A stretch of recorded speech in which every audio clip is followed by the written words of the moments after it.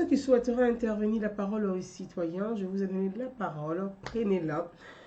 Je vais vous mettre mon numéro de téléphone pour ceux qui souhaiteraient appeler pour participer à ce direct live. Pour ceux qui souhaiteraient participer à ce direct live, je vous donne la parole, je vous mets mon numéro de téléphone. Donc le téléphone va être là. Pour tous ceux qui souhaiteraient intervenir, participer à ce direct live. Bonsoir à tout le monde, bonsoir à tous. Comme je vous l'ai dit, la parole aux citoyens. Pour ceux qui souhaiteraient intervenir, je vous donne la parole. Pour ceux qui voudraient appeler au 07 52 86 19 37. Voilà, WhatsApp pour ceux qui souhaiteraient appeler. Un WhatsApp. Voilà, pour ceux qui souhaiteraient appeler de l'étranger ou le 0037. Pour ceux qui souhaiteraient appeler 52 86. Voilà. 19 37. Pour ceux qui souhaiteraient appeler. La parole est aux citoyens. Donc, le temps que vous connectez, mes amis, je vous vois nombreux connectés. Je vous embrasse très, très fort. Je salue tout le monde, tous ceux qui sont connectés. Je vous embrasse, je vous salue. On va parler de Gbagbo, la fille Pascal, la fille Nguessan, Simone Gbagbo, Nadi Bamba, Stéphane Kipré, la saga familiale. Donc, je pense qu'on va parler de cette saga. On va parler du FPI. Donner la parole aux citoyens, aux militants, aux sympathisants, aux amis du FPI. Depuis très longtemps, on donne la parole aux responsables politiques. Les citoyens sont là. On entend peu les citoyens. On n'entend même pas les citoyens. Donc, du coup, il y a une forme de guerre clanique autour des personnages politiques ou des responsables politiques du FPI. Il y a des clans qui se sont fermés au sein du FPI. Les clans se font la guerre au détriment de la démocratie et du multipartisme. Parce que le FPI avait pour idéologie le multipartisme, c'est-à-dire la liberté d'expression, la liberté des partis politiques d'exister. Aujourd'hui, les clans autour des personnalités politiques, des cadres du FPI, la guerre des clans est en train de tuer le multipartisme qui était l'idéologie phare du FPI disparaît. On est dans la guerre des clans. Donnons la parole aux citoyens, aux militants du FPI, libérons-les un peu, afin que les militants eux-mêmes, ou les sympathisants, ou les amis, les citoyens tout simplement, puissent aider le FPI à se reconstruire. Au-delà de toute sensibilité politique, au-delà d'être des passionnés, des militants, des sympathisants, nous sommes tous d'abord, nous sommes tous, en tout cas ensemble, une communauté ivoirienne. Nous sommes avant tout des citoyens ivoiriens. Libérez la parole pour ceux qui souhaiteraient intervenir sur au 07 52 86 19 37 ou au 00 337 52 86 19 37. Déjà, j'ai un appel. On n'a pas eu le temps d'écouter la musique. On a tout de suite un appel. Donc, je vais rappeler la personne qui vient de nous appeler. On part rapidement en Yodé et Siro, comme d'habitude. On ne va pas louper ce petit plaisir. En tout cas, merci à tous ceux qui sont là. Alors, je t'embrasse très très fort, Brigitte Bidi, Anne Okeke, je vous embrasse très très fort. À vous tous, je vous embrasse. Merci d'être là, merci à tous. Au FPI, ils aiment la joie, donc on a commencé en joie. Québec champion, merci à toi. Merci à vous tous. On part, et comme je l'ai dit, on va parler de cette actualité qui continue de pourrir un peu la vie de nos concitoyens, qui nous met dans l'inquiétude, qui nous met dans la peur, qui nous met dans les angoisses. C'est bien dommage, mais c'est réel. Donc, on va partir en musique. Je vois Sami Fao. Zazo dit de vous des choses extraordinaires. D'accord, c'est très gentil. Merci à vous. Merci, merci. J'essaierai de vous rappeler après pour en parler avec vous. Donc, à vous tous, merci, mes amis. Je voudrais, comme je l'ai dit, partager ces moments avec vous, donner la parole aux citoyens, donner la parole aux militants, aux sympathisants du FPI. Depuis très longtemps, on ne donne pas la parole, malheureusement, on ne donne pas la parole aux militants, aux sympathisants. C'est-à-dire les responsables politiques, quand il y a un problème, il y a un problème politique, forcément qu'il y a des répercussions sur la société, donc sur le social. On donne toujours la parole aux responsables politiques qui sont en conclave, qui discutent, qui dialoguent, qui se parlent, qui reviennent, qui répartent et qui ressortent, qui ressurgissent, qui reviennent et qui répartent. On ne donne jamais la parole aux militants.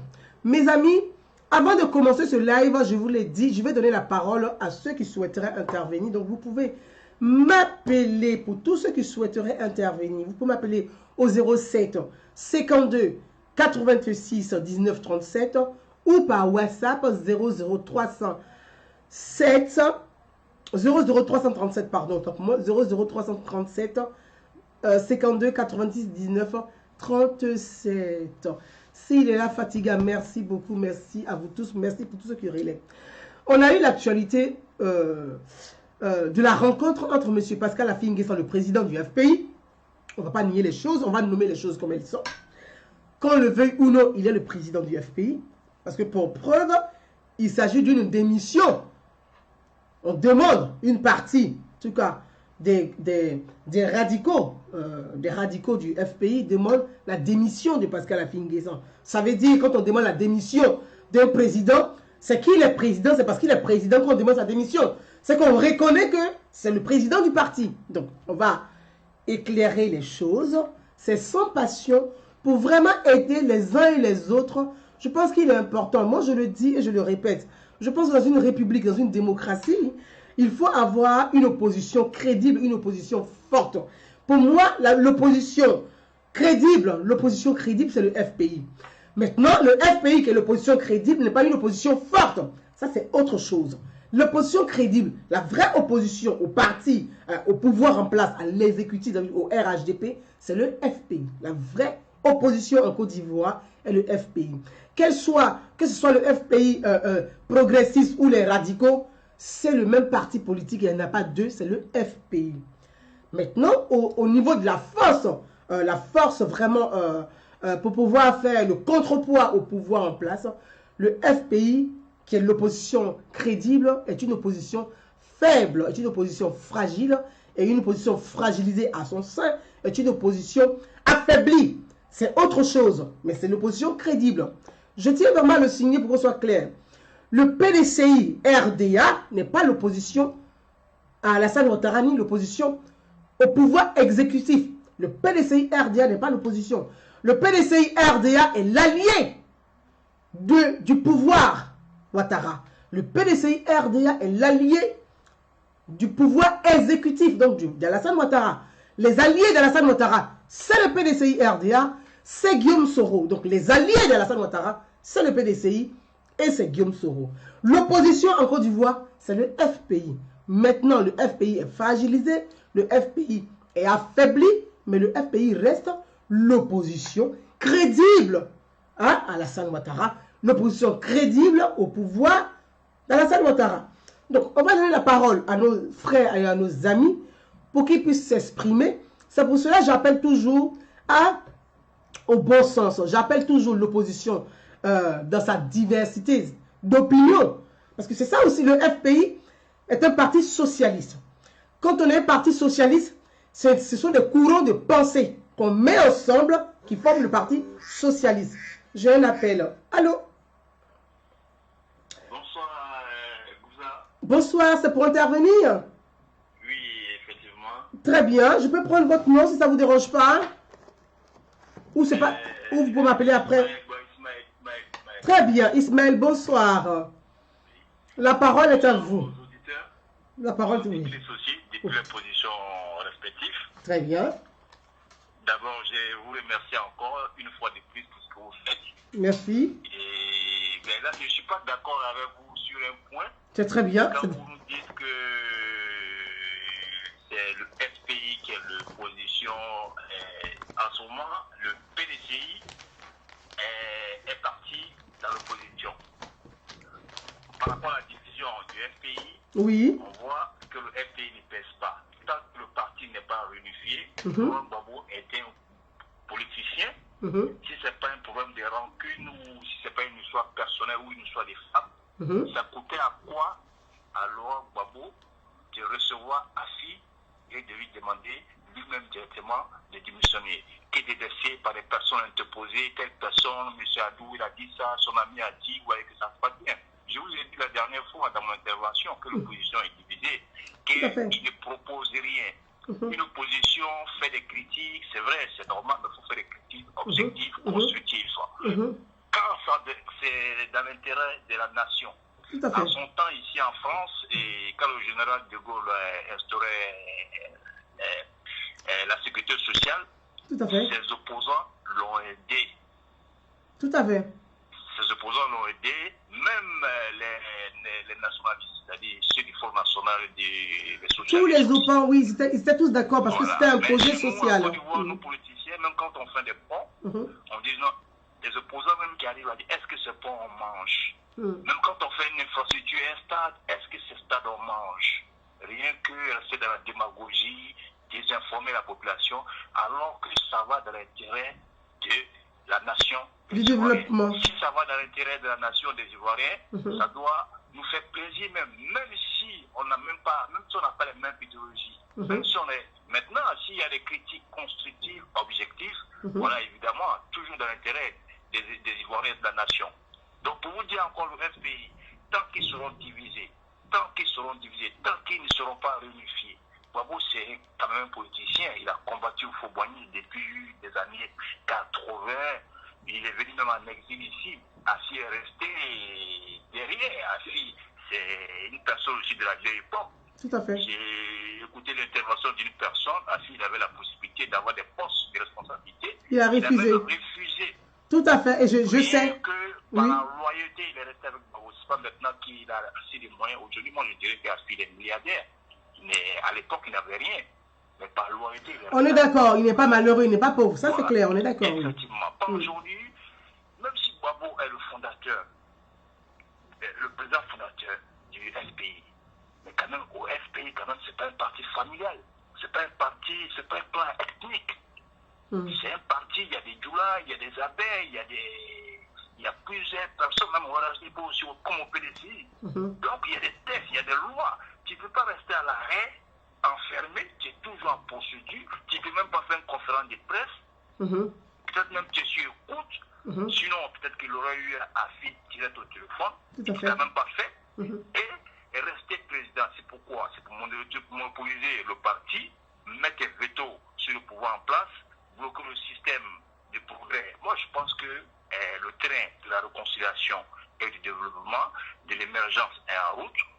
Je pense que même les opposants doivent s'inscrire là-dedans pour que la Côte d'Ivoire avance. Ça ne sert à rien. Les discours tribaux, les discours ivoiritaires, aujourd'hui nous trouvons des bêtés comme des enfants avec des doulas. Des doulas comme des enfants avec des amis. C'est diversifié. Le brassage culturel, c'est partout. Donc, évitons ces histoires. Au pays même, il y a des doulas. Au PDCO aussi, il y a des bêtés. Au RDR, il y a des bêtés. Donc, tout à fait. Le gouvernement, les postes sont partagés. Les travaux par le président, ça a commencé par le sud. S'il commençait au nord, on aurait dit non, il a laissé le sud, il a commencé au nord. Mais il a dit qu'au départ, nous, on se plaignait, parce que moi, je suis nordiste, je ne vais pas vous mentir. On se plaignait pourquoi il n'a pas commencé au nord. Mais après avoir commencé au sud, après, les gens ont vu que tout le pays, c'est les 362 462 km² qui sont en chantier. C'est l'intérêt de la Côte d'Ivoire. C'est ce qui prime les intérêts perso, les intérêts, faire les récupérations politiques, ça ne sert à rien.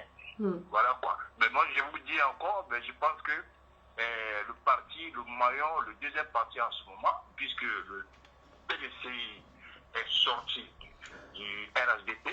Alors c'est là que je comprends, Ismaël, pour nos auditeurs qui nous écoutent, quand j'ai dit que le parti, quand je dis le parti, l'opposition légitime est le FPI. Mais l'opposition qui est légitime est fragilisée, est faible. Pourquoi je dis que le PDCI RDA n'est pas l'opposition à Alassane Ouattara, est un allié à Alassane Ouattara. Même Guillaume Soro est un allié du RHDP. Pourquoi je le dis? Pourquoi il y a un divorce, il y a une plateforme qui a téléchargé. Ça, c'est le jeu politique. C'est pour ça que je dis pourquoi je l'ai dit. C'est le jeu politique. Nous avons dans les accords RHDP,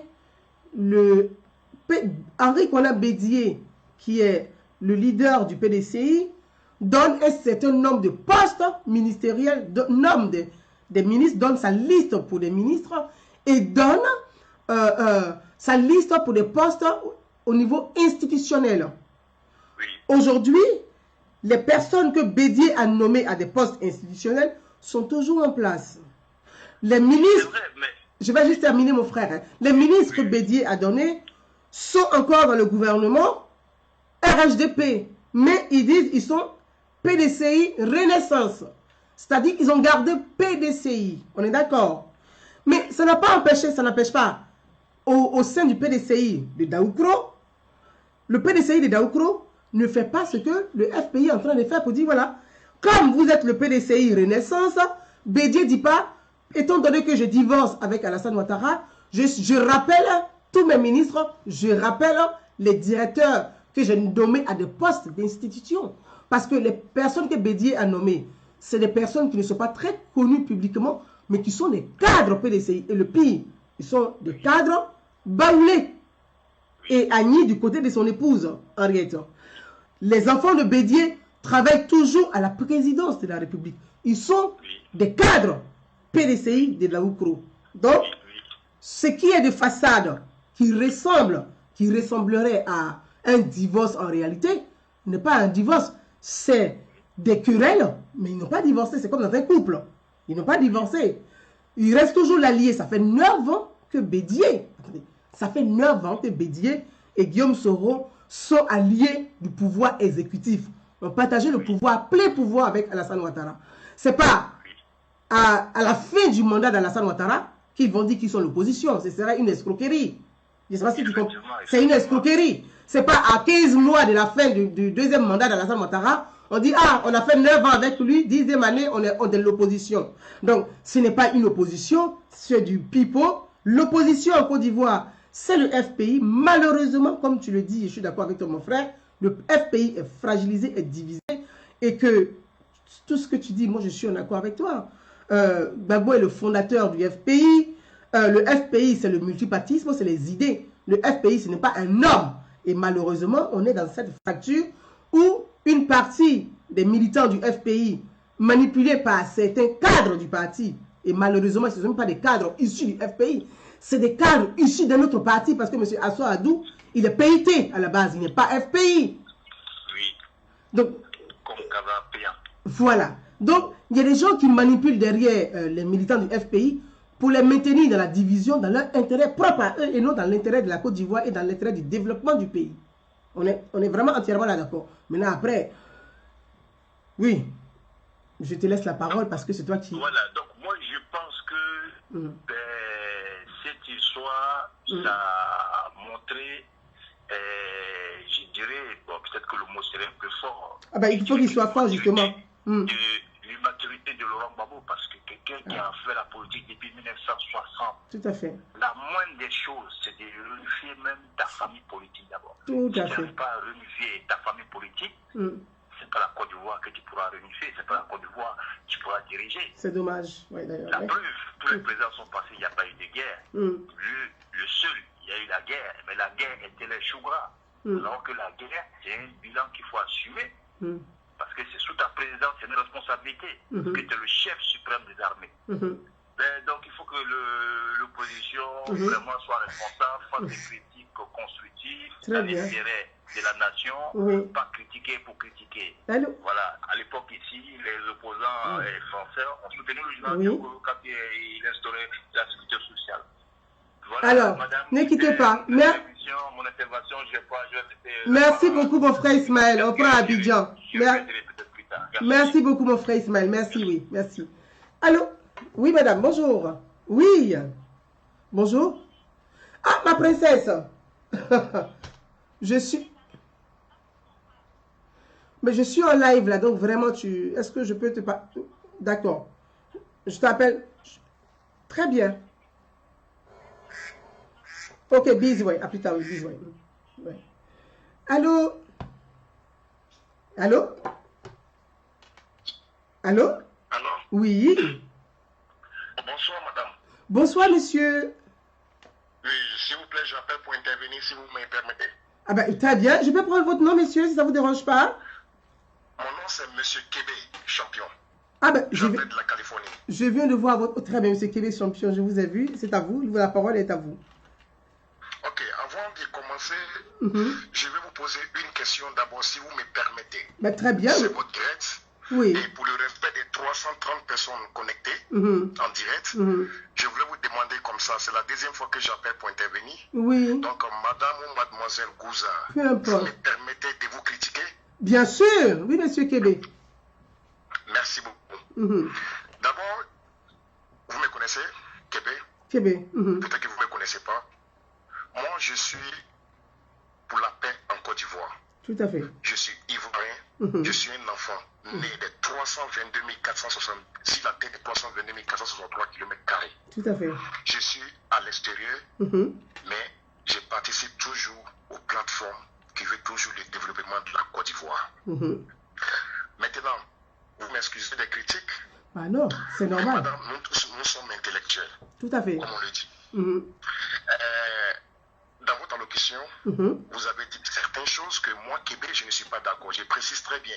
Oui. Les gens peuvent m'insulter, ils peuvent dire ce qu'ils veulent. C'est votre droit.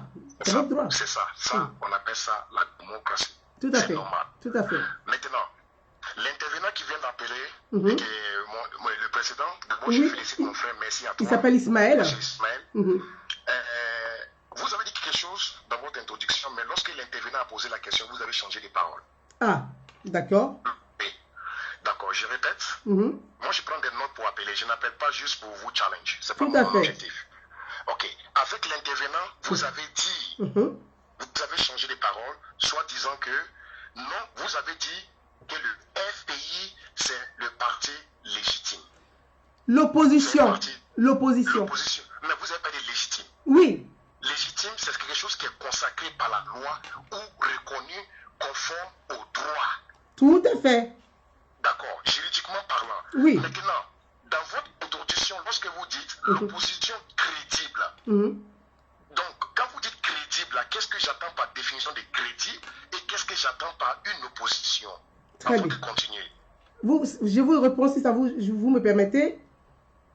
Est-ce que vous me permettez? Oui. L'opposition, vous avez parlé de légitimité. J'ai parlé de légitimité, de crédibilité. On est d'accord? La légitimité. Voilà, la légitimité, vous avez donné la définition un peu de la légitimité, c'est-à-dire qu'elle est reconnue par la loi et par le droit.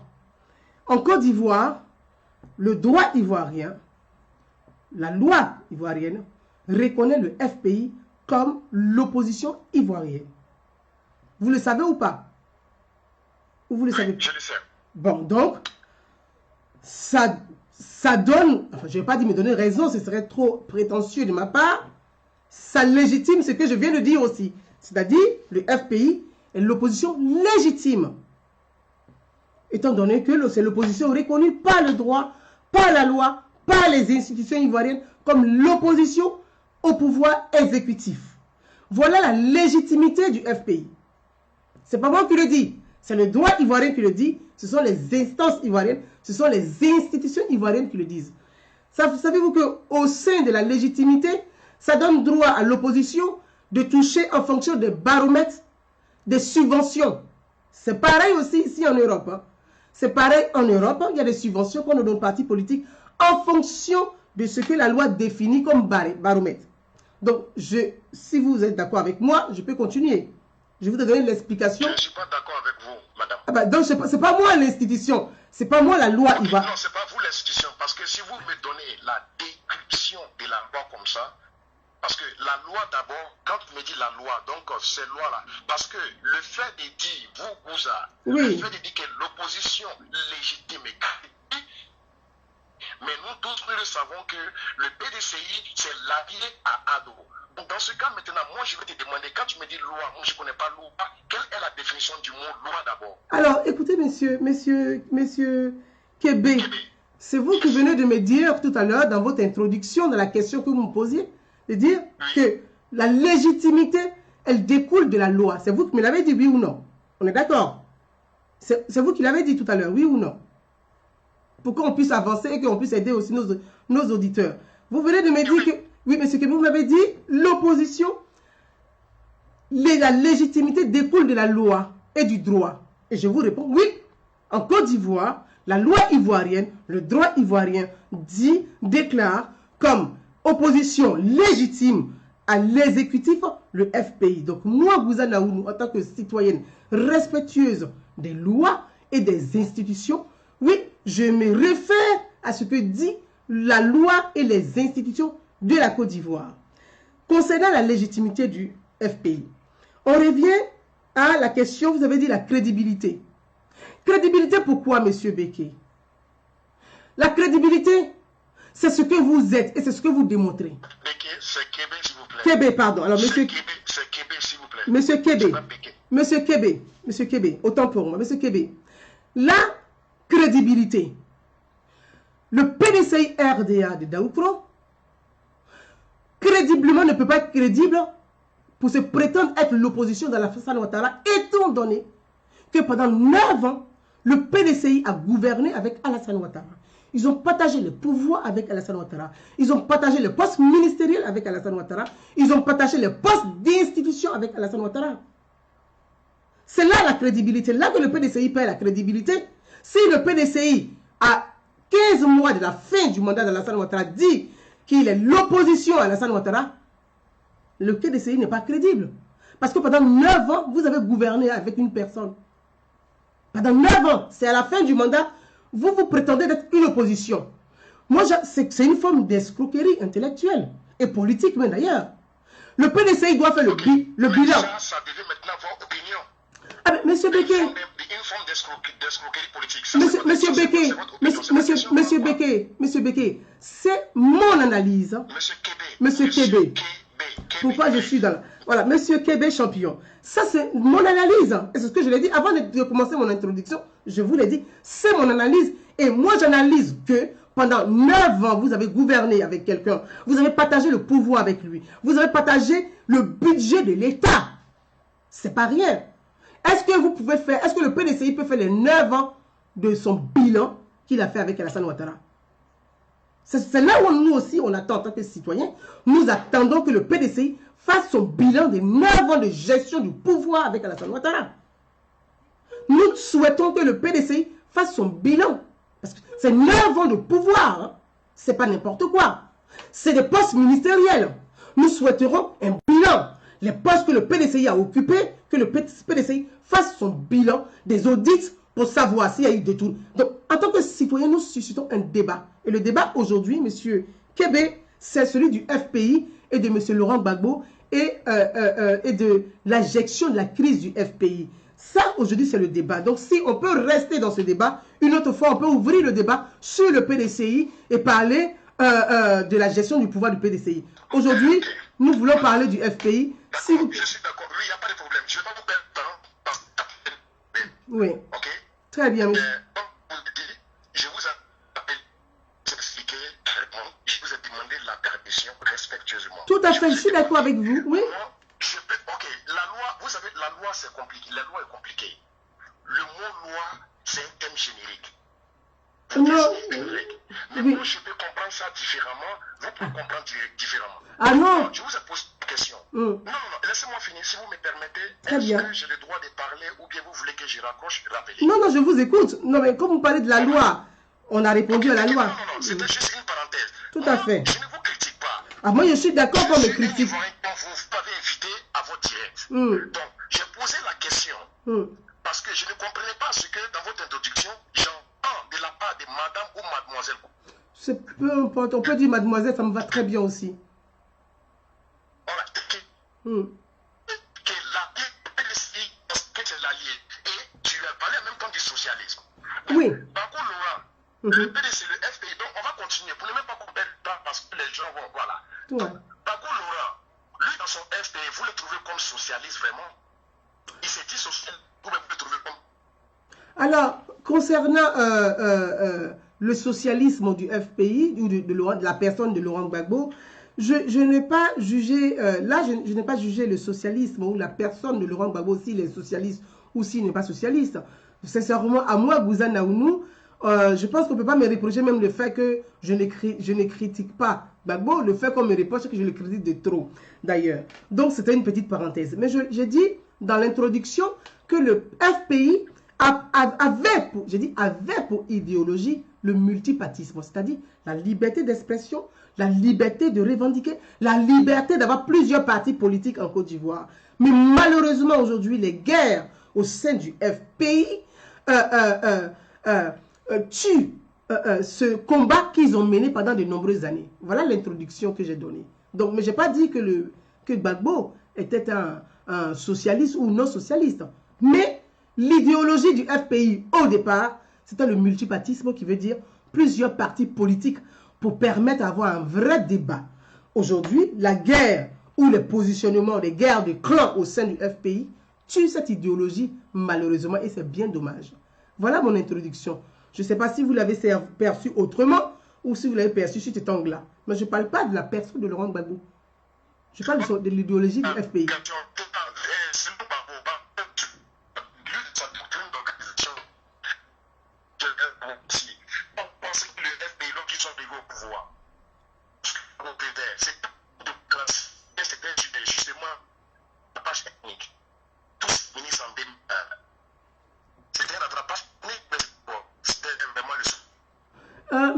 Monsieur Kébé, parlons de rattrapage ethnique en Côte d'Ivoire, soit sur Laurent Gbagbo ou pas. Je recentre encore le débat dans son contexte. Hein. Je comprends vos préoccupations et vos attentes, ce que vous attendez.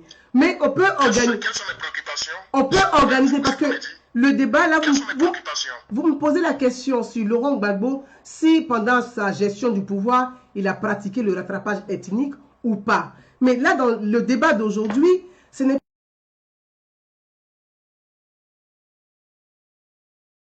C'est vous qui avez parlé du socialisme. Maintenant, je vous pose la question par rapport à ça. Je vous dis... Si c'était le socialisme, c'est ce que je dis. Vous avez dit que non, vous connaissez déjà mes idées. Donc, je veux savoir... Non, je vous dis, Monsieur Kébé, je dis, le FPI, la vision idéologique du FPI, c'est le multipartisme. Et le multipartisme, c'est de permettre à la Côte d'Ivoire de sortir dans l'esprit des partis uniques et d'avoir plusieurs partis pour avoir plusieurs expressions, c'est-à-dire la liberté d'opinion, la liberté d'expression. Si le FPI, à son sein aujourd'hui, se focalise sur des individus et non sur des idées, c'est bien dommage. Et vous ramenez le débat sur... vous me posez la question de savoir si Laurent Gbagbo, dans la gestion du pouvoir de M. Laurent Gbagbo, s'il y avait un rattrapage ethnique ou pas. Je le dis, recentrons-nous sur le sujet d'aujourd'hui. Le sujet d'aujourd'hui, c'est le FPI, la guerre des clans au sein du FPI. Je ne peux pas on ne va pas polémiquer ou rester longtemps sur la gestion du pouvoir de Laurent Gbagbo.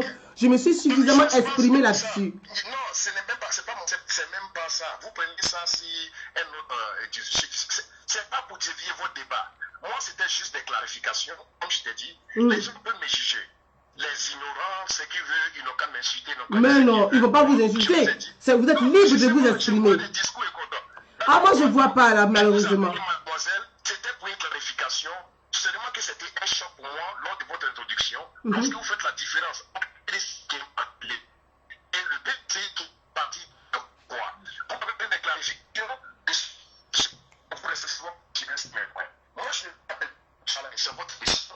Si j'ai dit des points, je m'excuse. Mais non, vous avez bien raison. Non, vous avez bien raison dans le débat d'avoir des clarifications. Très bien. Merci, monsieur Kébé. Merci à vous. Merci, monsieur Kébé. Bon, c'est notre frère Kébé. Je viens d'avoir un appel. C'est notre frère Kébé qui souhaiterait avoir des clarifications sur un certain nombre de sujets. Alpha Diomandé. Allô? Allô? Oui. Bonsoir, c'est bien? Oui, c'est bien moi. Bonsoir. Bonsoir, comment tu vas? Ça va bien, ça va. Et toi, mon frère? Ça va? Nous sommes en direct? Nous sommes en direct. Nous sommes en direct. All right. Oui, c'est Alpha qui est à l'appareil. Mais je sais bien que c'est Alpha, c'est mon frère de Djiblo. Moi,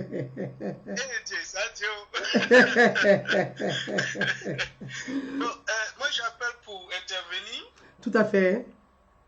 Pour, dire ce que je pense parce que le pouvoir de Gbagbo, la période où Gbagbo a été au pouvoir, il y a eu beaucoup de à l'ouest. Et étant un ressortissant de l'ouest, on se sent toujours comment on appelle ça lorsqu'on parle de ça, tu te sens toujours touché parce que tu viens de là-bas et tu comprends. Donc ça fait qu'on est souvent à intervenir, même quand on n'a pas envie. Tout à fait. On a amené quand même à intervenir parce que bon, on a la famille là-bas, on a notre proche là-bas. Tout à fait. Donc, qui m'anime ce soir à vouloir intervenir. Bon, moi je ne vais pas faire de coups juridiques comme le précédent qui voulait savoir un peu ce qui était la légitimité et le droit. Voilà, donc pour moi ce n'est pas ce cas. Bon, moi au fait j'interviens pour vraiment avoir un petit regret ou compassion pour ceux qui ont perdu leur vie, M. Gbagbo, ceux qui ont entre guillemets ou bien ce qu'ils appellent ouvrir la poitrine, ou bien voilà, ce genre de choses pour M. Gbagbo.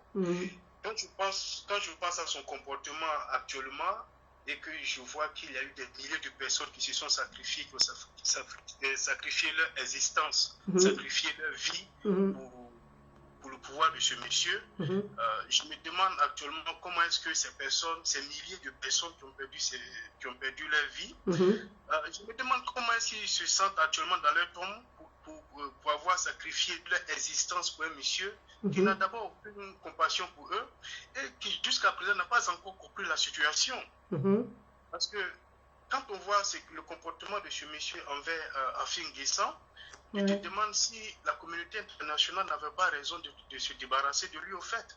Parce que c'est à peu près le même comportement, le comportement qu'il a aujourd'hui, c'est à peu près le même comportement qu'il avait en 2010. Il n'a pas changé, il n'a pas pris conscience de cela. Et c'est à cause de ce comportement aussi que tu vois ces milliers d'Ivoiriens qui sont divisés. Aujourd'hui, les Ivoiriens se regardent en chaîne de faïence. Les Ivoiriens sont déterminés à s'auto-détruire, que ce soit en Europe, que ce soit dans d'autres pays. Les Ivoiriens ne s'aiment plus. Et pour un monsieur qui a un peu perdu la raison, parce que quand tu vois ce comportement, tu te demandes si ce monsieur est sur la ligne droite, quoi, sur le plan mental. Et aujourd'hui, vraiment, c'est décevant. Et j'ai vu aussi l'intervention de M. Afin Guessan. Tu sens vraiment dans son expression que Afin Guessan est dépassé. Parce que lui se disait que le comportement des gens de gauche à droite, ne venait pas de M. Gbagbo réellement. Et que s'ils rencontraient M. Gbagbo et qu'ils allaient échanger, à partir de là, ils allaient essayer de raccorder beaucoup d'incompréhension entre eux. On se retrouve dans une situation aujourd'hui où Afin Guessan est convaincu que c'est M. Gbagbo au fait qui tire la ficelle. Et ça, c'est dommage. Et ça fait qu'aujourd'hui, on dit que le pouvoir ivoirien ne veut pas de réconciliation, il faut réconciliation. Mais tu dois faire réconciliation avec qui? Tu dois faire réconciliation avec des gens qui ne sont pas réconciliés. Mais c'est sur quelle base tu vas? C'est comme construire un château ou bien un étage sur du sable. S'il n'y a pas de fondement. Donc, c'est dommage. Moi, ici aux Pays-Bas, j'ai été plusieurs fois à La Haye, accompagné les personnes qui partent aux Pays-Bas, parce que la majorité viennent de France. Et comme ils ne parlent pas la souvent, j'essaie d'être très guide, de gauche à droite, expliquant en hollandais ce que ces personnes expriment en français. Donc, j'ai eu même M. Naki, M. Abel Naki, j'ai eu à le côtoyer lorsqu'il faisait ses allers-retours, tout ça. Et quand tu vois le résultat de tous ces combats, tous ces sacrifices, même quand je vois aussi ce que le parti, dans l'état dont le parti même a réduit Abel Naki, tu te demandes si vraiment c'est pas une machine qui écrase en fait les gens. C'est-à-dire une machine de destruction de la vie des gens, parce qu'il y a eu beaucoup de morts, beaucoup de destruction de vie, beaucoup de divisions, beaucoup de méchanceté, beaucoup de haine, et jusqu'à présent on ne prend pas conscience. Il est très important d'aller à l'essentiel, de surpasser parce que tous les pays dans le monde ont leurs problèmes, leurs divisions qui ne comprennent pas, d'autres sont écolos, d'autres sont capitalistes, d'autres sont ceci, cela. Mais quand il s'agit du pays, on essaie de se surpasser. Tout à fait. L'intérêt du pays lui vient premièrement. Mais nous, dans nos contextes-là, c'est d'abord la destruction du pays, et puis après, maintenant, l'autre intérêt, là, ça vient. Mais si on va détruire le pays, c'est sur quoi maintenant on va baser l'autre intérêt. C'est ça le problème. Aujourd'hui, quand tu vois la politique ivoirienne est devenue une risée du monde. Tu vois des Camerounais qui ne s'occupent même pas de leurs problèmes qui est pourri, qui sont eux si riches en donnant des leçons aux Ivoiriens. Et tu as des groupes d'Ivoiriens qui suivent ces Camerounais dans ça. Et tu vas voir l'être s'asseoir devant les médias et insulter les autorités de notre pays au nom d'une certaine démocratie que lui-même n'a même pas encore fait l'expérience chez lui. Parce qu'avant de venir dire que l'autre dictateur, c'est ici, il faudrait que toi tu aies fait l'expérience de la démocratie chez toi. Mais nous, on a un vieux, en parenthèse, mort vivant, qui est dans votre pays, qui a fait presque un demi-siècle au pouvoir, qui ne veut même pas changer, qui pense qu'il a encore 25 ans, un monsieur qui a presque 100 ans.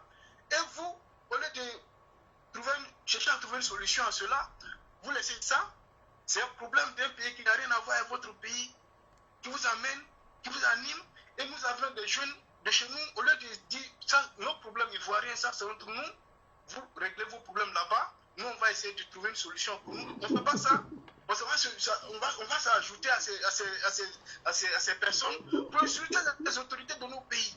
Ouais. Est-ce que vous comprenez? Et quand tu vois tous ces genres de choses, c'est lamentable, ça fait mal. Tout parce à que fait. le pays, tu vois le gouvernement en train de faire l'effort. Mais quand le gouvernement fait l'effort, il faudrait que nous, qui sommes à côté, ou bien ceux qui ne sont pas d'accord avec ce que le gouvernement fait, c'est normal. Il faudrait que ce soit quelque chose qui soit un enseignement pour eux, pour dire, bon, voilà, si on prend le pouvoir, les infrastructures ont été faites. Il y a eu les routes, les ponts, ceci, cela. Nous, maintenant, il faudrait que nous partent maintenant au deuxième degré du développement. Parce que l'infrastructure, c'est fait pour qu'il y ait une base du développement. Mais si on fait pont, tu viens dire on ne mange pas pont. Ouais. On fait route, tu viens dire on ne mange pas route. Tout on fait ça, tu dis on ne mange pas ça. Tout Mais à toi, fait. tu veux manger quoi? Il rit à Si sauce vous graine. comprenez. Mais le pont, les routes là, ça fait que ce qui est fait de l'autre côté puisse venir à Abidjan pour que tu puisses manger. Tout à Si fait. les paysans produisent et que toi, il n'y a pas route pour venir Tout avec à fait. la nourriture ou bien les trucs Tout à à fait. Abidjan, comment est-ce que toi tu vas commencer? Comment est-ce que toi tu vas te nourrir? Tout Mais à c'est fait. à partir de ces infrastructures-là que le prix des produits chute. Et Tout quand à le fait. prix des produits descend, ça fait qu'on peut manger et que C'est la production, oui, tout à fait. le niveau de la cherté de la vie diminue. Tout à fait. Mais si on ne prend pas conscience de ça, on se laisse aveugler par la haine, on se laisse aveugler par la méchanceté, on veut déverser. On veut Tout à déverser fait. nos billes dans les réseaux sociaux, on veut montrer qu'on est le plus pourri dans nos Tout à langages. fait. On n'avance pas. Tout à fait. En tout cas. M. Gbagbo ne donne pas un exemple. Avec ce comportement-là, tu vois que tout ce dont on disait que oui, M. Gbagbo, il est panafricain, il est ceci, cela, et même quand tu vois ses interventions, il est là, démocratie, et le peuple, et ceci, cela, il faut donner le pouvoir au peuple, et ceci, cela, mais quand tu vois le comportement passé, il y a deux choses, il y a la parole et puis il y a les actes. Le monsieur, ce qu'il dit, ou bien ce qu'il prêche, n'est pas ce qu'il fait. Et c'est cette ambiguïté-là qui fait qu'aujourd'hui, les gens marchent sur la tête. Est-ce que vous comprenez? Oui. Donc, vraiment, il faudrait... Bon, moi, en tout cas, ce n'est pas le cas de M. Gbagbo qui m'intéresse ou bien qui est particulier pour moi. Mais c'est ces milliers de vies qui ont été détruites pour une cause pourrie, une cause qui n'a pas de raison, Tout à qui fait. n'a pas de raison d'être. Un gâchis. Un vrai gâchis. Regardez tout ce qui s'est passé à Diokwé, tout ce qui s'est passé juste à Loleke. Je t'ai dit que j'ai été au Burkina Faso. J'ai rencontré des jeunes qui étaient au Burkina Faso, qui sont au Burkina. Ils étaient en Côte d'Ivoire lors de ces événements. Ils m'ont raconté beaucoup d'histoires de ce qui s'est passé. Il y a eu des villages même qui ont été rasés, même de la carte à l'ouest là-bas, qui aujourd'hui, je te parle, c'est devenu forêt. Mais je n'ai même pas pris conscience de cette situation, de ce qui nous est arrivé, et qu'on est toujours dans cette détermination de vouloir forcément prendre ce qui se passe. On ne veut même pas prendre même de la destruction. Tout à fait. Même les blancs même qui ont fait la première, la deuxième guerre mondiale, ont appris de cela. Tout à fait. Et c'est ce qui fait qu'aujourd'hui nous avons l'euro, nous avons l'Union européenne, nous avons ces histoires. Ils ont appris. Et que nous avons le social, nous avons un développement bien structuré et tout ça, tout à fait. En tout cas. Ça vient de la destruction qu'ils ont eue parce qu'ils ont eu la première guerre mondiale.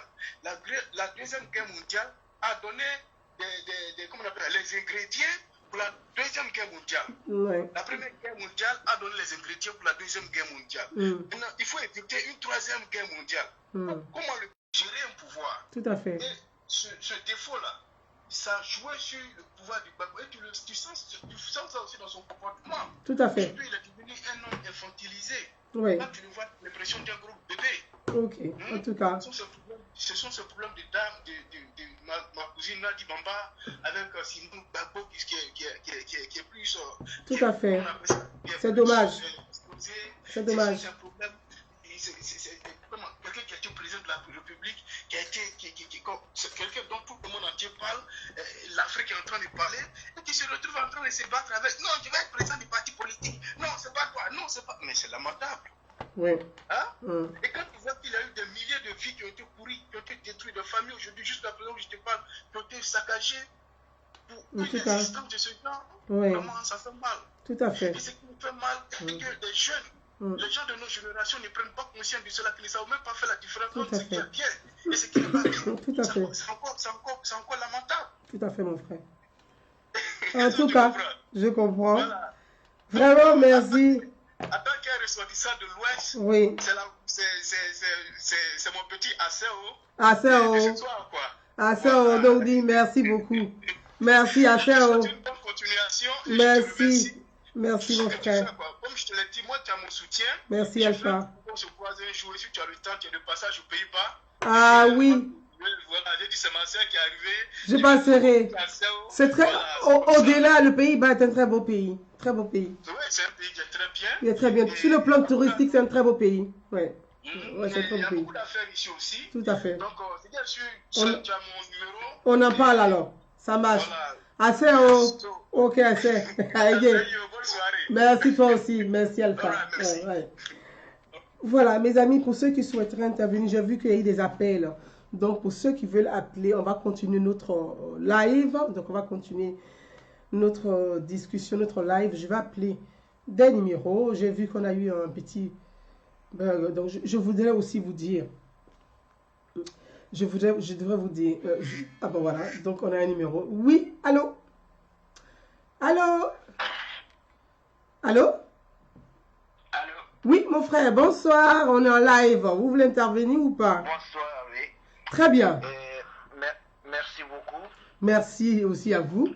J'ai eu tous les messages, donc merci. Je vais appeler, merci. Ok. Ouais. Et je voulais d'abord dire merci à Alpha pour le problème de Camerounais qu'il a parlé. Et vous savez très bien que moi, d'habitude, c'est de ça que je parle avec vous. Tout à fait. En live, tout à fait. Oui, ça fait mal. Ça fait mal. Oui. Vous comprenez? Et ça, c'est les militants de FPI qui ont permis ça. D'abord, pour dire à Alpha,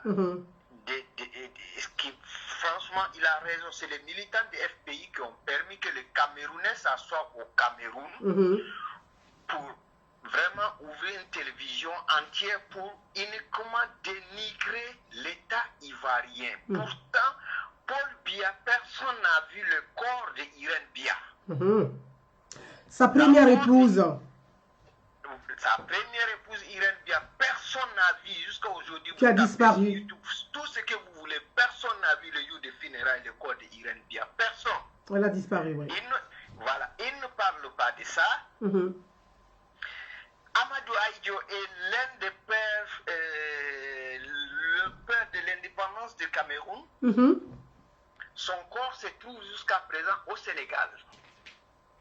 Ça fait combien d'années ça? Depuis 90, 91, Amadou Ahidjo est mort. Son corps est au Sénégal? Son corps est au Sénégal. Mais où sont les journalistes sénégalais? Il ne permet pas à ce que le corps d'Amadou Ahidjo revienne au Cameroun. Ça, les Camerounais qui se disent panafricanistes ne peuvent pas parler de ça. Et non, c'est d'Alassane Ouattara qui parle. Mais et les médias camerounais, ils n'en parlent pas du tout au Cameroun? Très bien. Non, ça ne les préoccupe pas. Ce qui les préoccupe, c'est le problème de Côte d'Ivoire et le problème de dire que non, Laurent Gbagbo est un panafricaniste. Quel panafricaniste? Dites-moi, depuis Laurent Gbagbo a pris le pouvoir en 2000 jusqu'à il est parti à la haine, quel président africain qui est venu, visite officielle je n'en connais pas. Ouais. Officielle, j'ai dit bien visite officielle. Je dis pas tant de médiation. Pendant la crise, on a eu beaucoup, mais on n'a pas eu Je avant. ne parle pas de la crise. Ceux qui sont venus de la crise, ça, ils s'étaient forcés de venir pour la crise, pour la solidarité africaine. Ils ne venaient pas pour Laurent Gbagbo. Avant ça, dites-moi un seul nom d'un président africain ou européen ou quelque part qui est venu visite officielle en Côte d'Ivoire. Il n'y en a pas. Non. Il a enfermé la Côte d'Ivoire. Il a enfermé la Côte d'Ivoire. Dans tous les sens, il a enfermé la Côte d'Ivoire. C'est-à-dire la Côte d'Ivoire n'avait aucune relation parce que Laurent Gbagbo voulait seulement le pouvoir pour lui, pour Jeannette Koudou, pour Michel, pour son neveu Ale Porqué et pour sa nièce Mada. Ah bon? Mais bien sûr, un panafricaniste qui fait mariage de sa nièce, combien de milliards? Pourquoi les militants de FPI ne parlent pas de ça? À l'hôtel de golf, quand mariage de sa nièce il y a à l'hôtel de golf, Mada. Elle s'appelle Mada, sa nièce? Bien sûr, la fille de Jeannette Koudou. Ah ouais, d'accord. Combien de milliards Gbagbo a dépensé sur ça? Mais personne n'en parle de ça. Voilà. Et si c'est pour dire non, ceci, c'est là, ils sont n'importe quoi. C'est n'importe quoi. On n'a qu'à arrêter maintenant de se fatiguer. Si on veut tout dire là, c'est pas bon. Mais dans la vie, il y a des choses, il faut avancer. Mais ce que moi je ne permets pas, que les militants des pays permettent aux Camerounais d'insulter la Côte d'Ivoire. Pourtant, Cameroun même n'est pas un exemple. Et c'est des journalistes camerounais. C'est comme si en Côte d'Ivoire, nous n'avons pas de journalistes. Oui. C'est malheureux quand même, c'est vrai. Mais nos journalistes sont plus intellectuels que les journalistes parce que nous journalistes ne vont pas s'asseoir pour insulter Paul Biya. Paul Biya, comment Paul Biya est arrivé au pouvoir? D'abord, il était premier ministre d'Amadou Ahidjo. Après, Amadou Ahidjo a démissionné. Il dit non, Amadou Ahidjo veut lui faire coup d'État. Tuer tous les nordistes. Ah bon? Oui, puisqu'Amadou Ahidjo était du nord. Oui. Il a simulé lui-même son propre coup d'État pour dire non, c'est Amadou Ahidjo, c'est Amadou Ahidjo qui voulait le remplacer. C'est là Amadou Ahidjo est resté au Sénégal. Il est mort là-bas. Sa femme Germaine, elle vit, elle est là. Mais le corps de son mari ne peut pas rentrer toute la... Et quand ceux-là s'assoient et parler mal de la Côte d'Ivoire, moi ça me fait mal. Ils se disent non, et TV Africa, ceci, cela. Et la dernière fois, le président Ouattara a parlé de franc CFA. Et le Camerounais était le premier à sauter dessus pour dire non, pourquoi Alassane parle de franc CFA? Parce qu'il aime la France, ceci, c'est... Mais en Afrique. Oui. Gouzoua, s'il vous plaît, en Afrique, dites-moi, qui est mieux placé en Afrique pour parler de franc CFA à part Alassane Ouattara? Qui? Personne. Alassane Ouattara a géré l'argent du monde entier. Il est mieux et il connaît ce qui est bien pour l'Afrique. Il n'est pas l'ennemi de l'Afrique. Et comment quelqu'un comme ça, c'est-à-dire vous la voulez parce qu'il a dit non, le franc CFA, c'est une monnaie qui est bien pour nous. Non. C'est bon, je sais que ce n'est pas le sujet, c'était pour tout à fait. Et Gbagbo, tout à fait. Et Alpha m'a mis sur le chemin. Voilà. Honnêtement, excusez-moi. Donc Alpha a ouvert une brèche, donc on en profite et puis on parle en même temps. Vraiment. Depuis longtemps que ça dure. Vraiment, c'était ça. Merci mon frère. Bon, pour ceux qui ne connaissent pas Laurent Gbagbo n'a jamais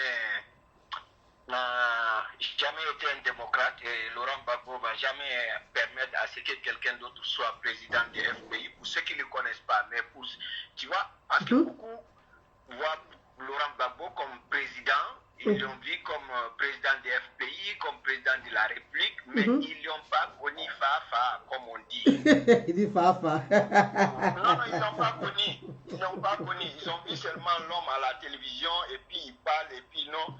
Il colle ici, par là, pour dire que non, Gbagbo a dit ça, Gbagbo a dit ça. Ouais. Vous ne savez pas qui est Laurent Gbagbo. Ah, voilà. Laurent Gbagbo. Merci mon frère. En tout Laurent cas. Gbagbo n'aime personne si ce n'est pas Michel et Jeannette. C'est fini. Ah, c'est ouais. fini. Michel et Jeannette Koudou, c'est fini. C'est les deux là seulement Laurent Gbagbo aime dans sa vie. Pourquoi Mamadou Koulibaly est quitté? Ah. C'est une question à poser. Pourquoi Mamadou Koulibaly est quitté? Tout à fait. Ah. Vous les voyez s'approcher de Mamadou Koulibaly ou les gens approchent Mamadou Koulibaly. Pourquoi tu n'es pas allé rendre visite à Laurent Gbagbo? Il va leur donner leur réponse. Ah. Il ne mâche pas les mots aussi. Poser la question. En tout cas, mon frère. Merci beaucoup, ma soeur. Merci beaucoup, mon frère. On se parle plus tard. À bientôt. Merci pour l'intervention. Merci bien. Merci. Bye bye. Oui, merci. Alors, j'ai un appel. Oui, allô? Vous voulez... Nous sommes en live. Est-ce que vous voulez intervenir? Nous sommes en live. Vous voulez intervenir ou pas?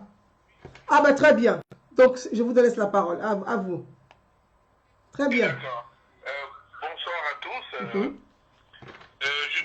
Je peux parler là maintenant? Ah bah bien sûr, c'est à vous. On vous écoute. Ok, hein. d'accord. Oui. Oui, parce que je l'ai en différé là. Oui. Alors, oui, j'ai suivi effectivement l'introduction du live. Je ne voudrais pas faire comme Québec qui a eu à rentrer dans tous les trucs juridiques et tout ça. Mais je voulais pour autant dire que je ne suis pas trop d'accord avec la crédibilité que vous avez employée au FPI en tant que parti de l'opposition. C'est un parti de l'opposition légitime, je suis entièrement d'accord, Oui. mais je ne le trouve pas crédible. Hein. Vous savez, parce que pour moi, le FPI n'a pas la panacée, si vous voulez, de la démocratie. Vous comprenez? Et c'est des gens qui ont tendance à s'approprier ce terme de démocratie sans pour autant, effectivement, l'utiliser. Sans pour autant être vraiment des vrais démocrates, vous voulez dire, c'est ça? Sans pour autant être des vrais démocrates, ce n'est qu'une façade qu'ils utilisent en fait de pouvoir exister. Et la preuve en est, je serais un peu méchant, je dirais que Laurent Gbagbo, c'est un imposteur. C'est un imposteur parce qu'il n'est pas ce qu'il prétend être. Ah. Vous comprenez? Un imposteur, vous dites bien un imposteur. Comment? Vous dites qu'il est un imposteur, c'est bien ça, hein? Ah oui, mais pour moi, il est un imposteur à partir du moment où il se donne un titre et un visage qui n'est pas ce qu'il est. Une posture qui n'est pas vraiment ce qui est... Très bien, oui, oui. Il ne s'est pas passé pour un démocrate alors qu'il n'est pas démocrate. Quand on voit effectivement toutes ces actions, ils sont en équation avec ce qu'ils prônent. Alors, donc quand je vois ça, pour moi, c'est un imposteur. Tout à fait. C'est en cela que je parle d'imposture. Tout à fait. Vous comprenez? Oui. Parce que dire que je suis dans la peau de quelque chose que je ne suis pas, pour moi, c'est une imposture. Oui. Vous comprenez ce que je dis? Ah, je comprends tout à fait. Voilà. Alors, donc, partant de ce fait, je dis qu'il a encore, non seulement, il vient de démontrer par A plus B, c'est à travers les actions qu'il a eu à faire vis-à-vis de son collaborateur direct, qui a fini ça, il vient de démontrer par A plus B qu'il est vraiment un vrai boulanger. Et que pour rien au monde, pour tout au monde, pour son propre plaisir et pour son propre besoin, il est capable de détruire tout ce qui se présente devant lui. C'est pas quelqu'un qui a l'amour du pays. Il a son amour. Comme le dit si bien le monsieur qui vient de passer. Oui. Il a plutôt... Comment? Oui, tout à fait. Qu'il a dit, il a que l'amour pour lui seul, oui, tout à fait. Oui, l'amour pour lui seul, pour sa famille, je ne dirais pas... Notre frère du Cameroun, du côté du Cameroun. Voilà. Alors donc quand je vois ce genre de trucs, je dis vraiment c'est dommage que les Ivoiriens se soient laissés berner, n'est-ce pas, par des slogans qui ne reflètent pas la réalité. Pendant des années, ce n'est même pas seulement 10 ans. C'est pendant plus de 30 ans que des gens ont cru à ce monsieur, avec tous les slogans qu'il a sortis, qui n'ont rien à voir avec les actes qu'il a posés. Rien à voir. Aujourd'hui, s'il y a la chienlit politique en Côte d'Ivoire, c'est à cause de Gbagbo. Depuis les années 80-90. Il a galvanisé des foules dans la négation. Aujourd'hui, regardez, qui est Soro Guillaume? Ce n'est qu'un fruit de Gbagbo. Ah oui. Soro Guillaume est le fruit de Gbagbo. Et Soro Guillaume est mis à la scène de Gbagbo depuis son jeune âge. Depuis l'âge de 17 ans, 18 ans. Et quand il a eu la vingtaine d'années qu'il est rentré à l'université, son mentor, c'était Alassane, c'était Gbagbo. Et il a continué dans cette lancée. C'est son opportunisme qui a fait que, à la longue, ils se sont séparés. D'accord. Vous comprenez? Bon, on ne va pas parler de l'histoire de Soro Guillaume, mais je veux vous dire, voilà des gangrènes qu'il a eu à crier. Des gangrènes. C'est un peu fort quand même, non? Parce que c'est une gangrène, Soro Guillaume. Ah oui. Excusez-moi d'être un peu dur pour cela. Donc, vous comprenez? Donc, c'est pour dire que... Une gangrène, c'est un peu comme un cancer. Hein, donc... Quand vous me dites qu'il a une opposition crédible, moi je dis, je suis désolé. Ah non, pas une opposition crédible, hein. Pas Gbagbo, hein. Lui-même, Gbagbo c'est un prisonnier. C'est pas lui, il n'est pas un opposant. Gbagbo, c'est un... Pour moi, c'est identique. Oui, bon, en même temps, pourquoi je le dis, chers frères et amis, pourquoi je le dis? On est d'accord qu'ils sont légitimes, mais je parle de la crédibilité, parce que, quand même, Bédié a gouverné quand même avec Alassane Ouattara. Je vais deviner pourquoi pour moi vous dire. Très bien, oui. Parce que pour moi, une opposition crédible, c'est une opposition constructive. Ah oui, tout à fait. Une opposition qui apporte quelque chose au développement de son pays. Tout à fait. On devient parti politique pour apporter. Tout à fait. On ne devient pas parti politique pour soi-même. Tout à fait. Tout à fait. Un parti clanique, c'est un parti qui œuvre dans le besoin d'apporter un développement à son pays sur le plan économique et sur le plan social. Oui, tout à fait. Vous comprenez? Je dis crédible, mais... que va la crédibilité des partis qui apportent effectivement, si vous voulez, qui apportent, si vous voulez, un contre-pouvoir, un contre-pouvoir. À celui qui est au pouvoir. Tout à fait, on est d'accord là-dessus. C'est la connerie même du FPI qui est là, l'erreur du FPI, et c'est ce que j'ai dit. L'erreur du FPI, elle est là. En principe, un parti au pouvoir, un parti de l'opposition est un contre-pouvoir. C'est le binôme de l'opposition au Tout pouvoir. à fait, tout à fait. Vous comprenez? Oui. Donc les deux, même l'autre dans l'opposition, doit contribuer au développement de son pays. Et l'autre dans la destruction de son pays. Tout à fait. Malheureusement, on constate que tous ceux qui se disent opposants vont plus dans la destruction que dans la construction du pays. Tout à Donc, fait. à partir du moment où vous avez plus de la destruction, vous êtes des régressifs, pour moi, vous n'êtes pas crédible. On est d'accord. On est d'accord. Vous comprenez ce que je veux dire? Je comprends tout à fait ce que vous dites. Voilà. Cher ami, je C'est comprends. pas parce qu'on a une opposition qu'on est crédible. Pas du tout. Sinon, moi, je vous dirais qu'il y a des centaines de partis d'opposition qui existent en Côte d'Ivoire. Le FPI n'est pas le seul parti de l'opposition. Tout à fait. Mais Voilà. j'ai pris l'exemple, cher ami, j'ai pris l'exemple sur les trois partis parce que Guillaume Soro se réclame d'être le leader de l'opposition ivoirienne. Henri Konan Bédié se réclame d'être aujourd'hui l'opposant à Alassane Ouattara. Je dis, entre ces trois, le FPI. Même qu'il soit fragilisé. Je ne vais pas rentrer dans cette discussion parce que ce n'est pas le sujet. Tout à moi, fait. je dis, à partir du moment où on émane d'un parti et qu'on n'est plus dans le parti, on devient l'opposant de ce parti. Même s'ils ont eu à contribuer pendant des années, mais là, il n'est plus là. Il s'oppose maintenant à toute la construction qu'il a faite pendant un certain nombre d'années. Donc, pour moi, il devient un opposant. Après tout, il est un parti dans son entièreté. Oui. Donc, il devient maintenant, il sort d'un conglomérat de partis où maintenant, il s'oppose aux C'est là où je parle de crédibilité. C'est là où je parle de crédibilité. Parce que moi, à partir du moment, vous êtes dans un... Bah, ben voilà. Donc, ah ben voilà. Donc, c'est pour ça que je dis, ils sont pas... Ben voilà. Mais, je dis, j'essaie de faire, en parlant d'opposition, de faire vraiment, d'essayer de dissocier. Pourquoi? Parce que quand on est dans un parti politique, on est ministre d'un gouvernement, on ne s'oppose pas à la politique du gouvernement, au sein du gouvernement. On n'attend pas d'être viré du gouvernement pour devenir un opposant au gouvernement. Dites-vous que tous les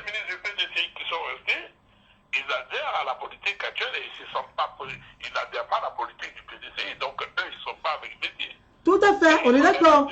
On est d'accord. Et voilà, c'est là où c'est gênant. C'est gênant, je dis aujourd'hui, sur la place, et moi, quand je réponds souvent, je le dis, la classe politique ivoirienne, excusez-moi si je suis un peu dur, mais je trouve que la classe politique ivoirienne, elle est nulle dans son ensemble, parce qu'il n'y a pas un contre-pouvoir. Voilà, elle est nulle. Donc, on a besoin d'avoir autre chose, d'avoir des gens capables, des gens qui ont une réelle vision et des gens qui peuvent avancer. On a un numéro et malheureusement, il a été coupé. Je peux avoir le téléphone fixe si c'est possible. Pourquoi on a été coupé? Ah, c'est en WhatsApp. Donc, du coup, allô? Allô? Allô? Oui, je suis en live. Hein. Donc, ouais. Du coup, je mon frère. Oui, allô? Oui, allô, oui. Ah, bah oui, parce que j'ai eu un appel, donc ça a coupé la communication. Je ne sais pas pourquoi d'ailleurs. Donc, on continue. Oui. Vous avez encore 2 minutes. 2 minutes encore. Voilà pourquoi je disais que ce n'était pas une position crédible. Une opposition crédible. Il n'y a pas de classe politique, on est d'accord. Je disais, c'est dommage que vraiment son coup de théâtre qui a eu lieu cette semaine, n'est-ce pas, la semaine dernière, ait fragilisé encore son parti. Parce qu'il n'a pas tiré leçon de tout ce qui est arrivé, malgré son imposture. Il n'a pas tiré leçon de tout ce qui est arrivé. Et quand je pense que ces gens-là, des gens tiennent des langages, je ne sais pas quelles sont ces personnes, parce que de tout bord, il n'y a pas que les gens du FBI qui tiennent ce langage, qu'ils attendent Gbagbo Laurent pour qu'on puisse apporter une réconciliation. Je dis, mais tiens, de quoi ils parlent, ces gens? La preuve année nous a montré qui il est. Gbagbo Laurent n'est pas le réconciliateur. Il ne peut pas réconcilier. Ils ne sont même pas réconciliables. Sur quoi nous pensons pour parler avançons sans ce monsieur?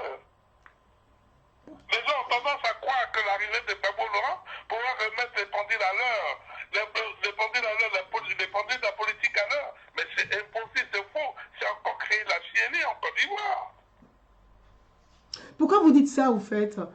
Est-ce que le fait que lui-même ne puisse même pas, dans son propre parti politique, ne serait-ce que mettre de l'ordre. Réconcilier. D'accord, oui. Okay. Pardon? Le fait qu'il ne puisse pas réconcilier lui-même. Il ne peut même pas réconcilier dans son propre parti. Et encore... Ça démontre qu'il sera incapable d'apporter une idée de paix à la Côte d'Ivoire. Pardon? Je vous voulais dire que le fait qu'il n'est pas capable lui-même, pendant 9 ans, d'apporter ne serait-ce qu'une idée de réconciliation au sein de son propre parti, tout lui-même les fondateurs, ça démontre qu'il sera incapable d'apporter une idée de paix à la Côte d'Ivoire. C'est encore loin. Pendant 9 ans, on peut dire pendant 9 ans quand même, il a pris conscience, étant à la haie où il pouvait réfléchir. Mais on est à l'aube de machin, il n'a même pas pris conscience jusqu'à présent.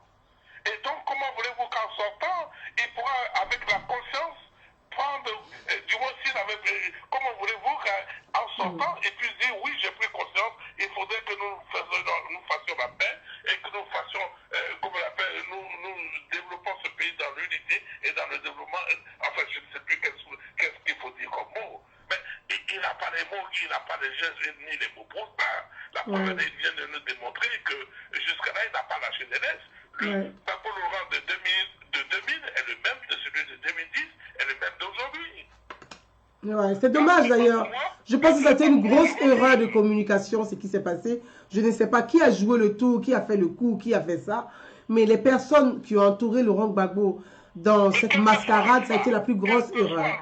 Ouais. Quand on se dit leader, c'est dommage. Quel que soit ça, quand on se dit leader, et qu'on a de ces échos, et qu'on, même pas des échos, et qu'on sait que son parti, auquel il s'identifie, avec toutes les idéologies qu'il prône, quand on se dit le chante de asseyons-nous et discutons, c'est dommage. Et quand on ose donner des leçons aux autres de démocratie, on se l'applique soi-même. On se l'applique. Et c'est en cela qu'on voit le champion. On dit, voyez, dans son parti, il y a l'ordre et la discipline, comme on le voit dans des places à d'autres personnes. Mais le seul parti dans lequel on voit ça, c'est le RHDP, où il y a l'ordre et la discipline. Quand le chef dit non, on ne fait pas ça, tout le monde ne le fait pas. Oui, mais bon, attention quand même. Attention quand même. Qui le veut, mais moi je le dis. Quand on regarde tous les partis, c'est pas ce qui est sûr, c'est une réalité. C'est que Alassane Ouattara, il démontre qu'il est le chef. Alassane Ouattara démontre qu'il est le chef, même s'il y a un peu au sein du RHDP qui est de plus en plus visible, les guerres de clans sont de plus en plus visibles, mais il y a un chef qui donne, il y a un chef qui donne, qui dit voilà.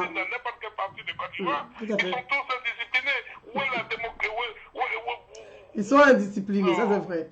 Mais il faut reconnaître qu'il y a un chef un chef qui, quand il donne la parole, tout le monde suit derrière et tout le monde part en ordre de bataille comme une armée, c'est vrai. Ça c'est vrai. Bon, malheureusement, ce que vous dites est vrai, d'autant plus j'ai noté ce qui s'est passé ce week-end avec Pascal Affi-N'Guessan. C'est dommage d'ailleurs, et je pense que ça a été la déception de beaucoup de militants du FPI qu'on appelle les GOR. Moi, j'ai eu beaucoup d'appels de certains GOR qui attendaient beaucoup de cette rencontre et qui ont cru réellement, qui ont cru vraiment. Toute la Côte d'Ivoire. Qui a pensé vraiment, ça a été une grosse déception. Toute la Côte d'Ivoire que si Gbagbo Laurent revenait, il aurait un semblant de paix parce que Gbagbo Laurent était le seul qui pouvait permettre de pouvoir créer la réconciliation. Ils n'ont pas compris ça, c'est dommage, ça a été une déception. Ils ne peuvent même pas réconcilier deux individus dans son propre corps. Ils peuvent même, je ne veux pas rentrer dans sa vie familiale pour ne pas être grossier, ça ne me regarde pas.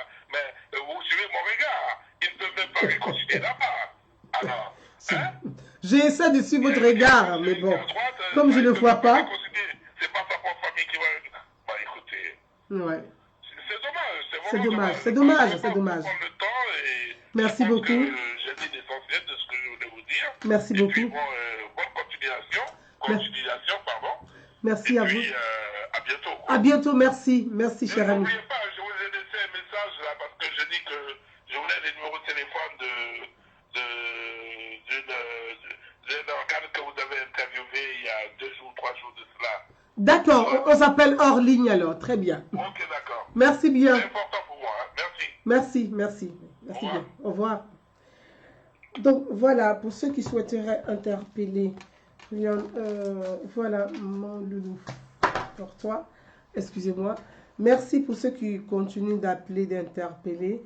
Oui, le doyen qui a les gens sont morts de rire. Merci à vous tous. Alors, qui appelle WhatsApp? Très bien.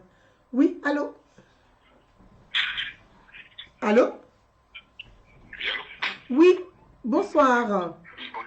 Oui, oui. Vous êtes en direct live, vous voulez intervenir, c'est ça ou pas? Oui, j'aimerais bien intervenir, ça ne vous dérange pas? Bah, pas du tout. Je peux prendre votre nom, ça ne vous dérange pas, vous non plus? Mon nom c'est Eldos Dosso. Eldos Dosso, très bien, c'est à vous, la parole est à vous. En tout cas, merci beaucoup.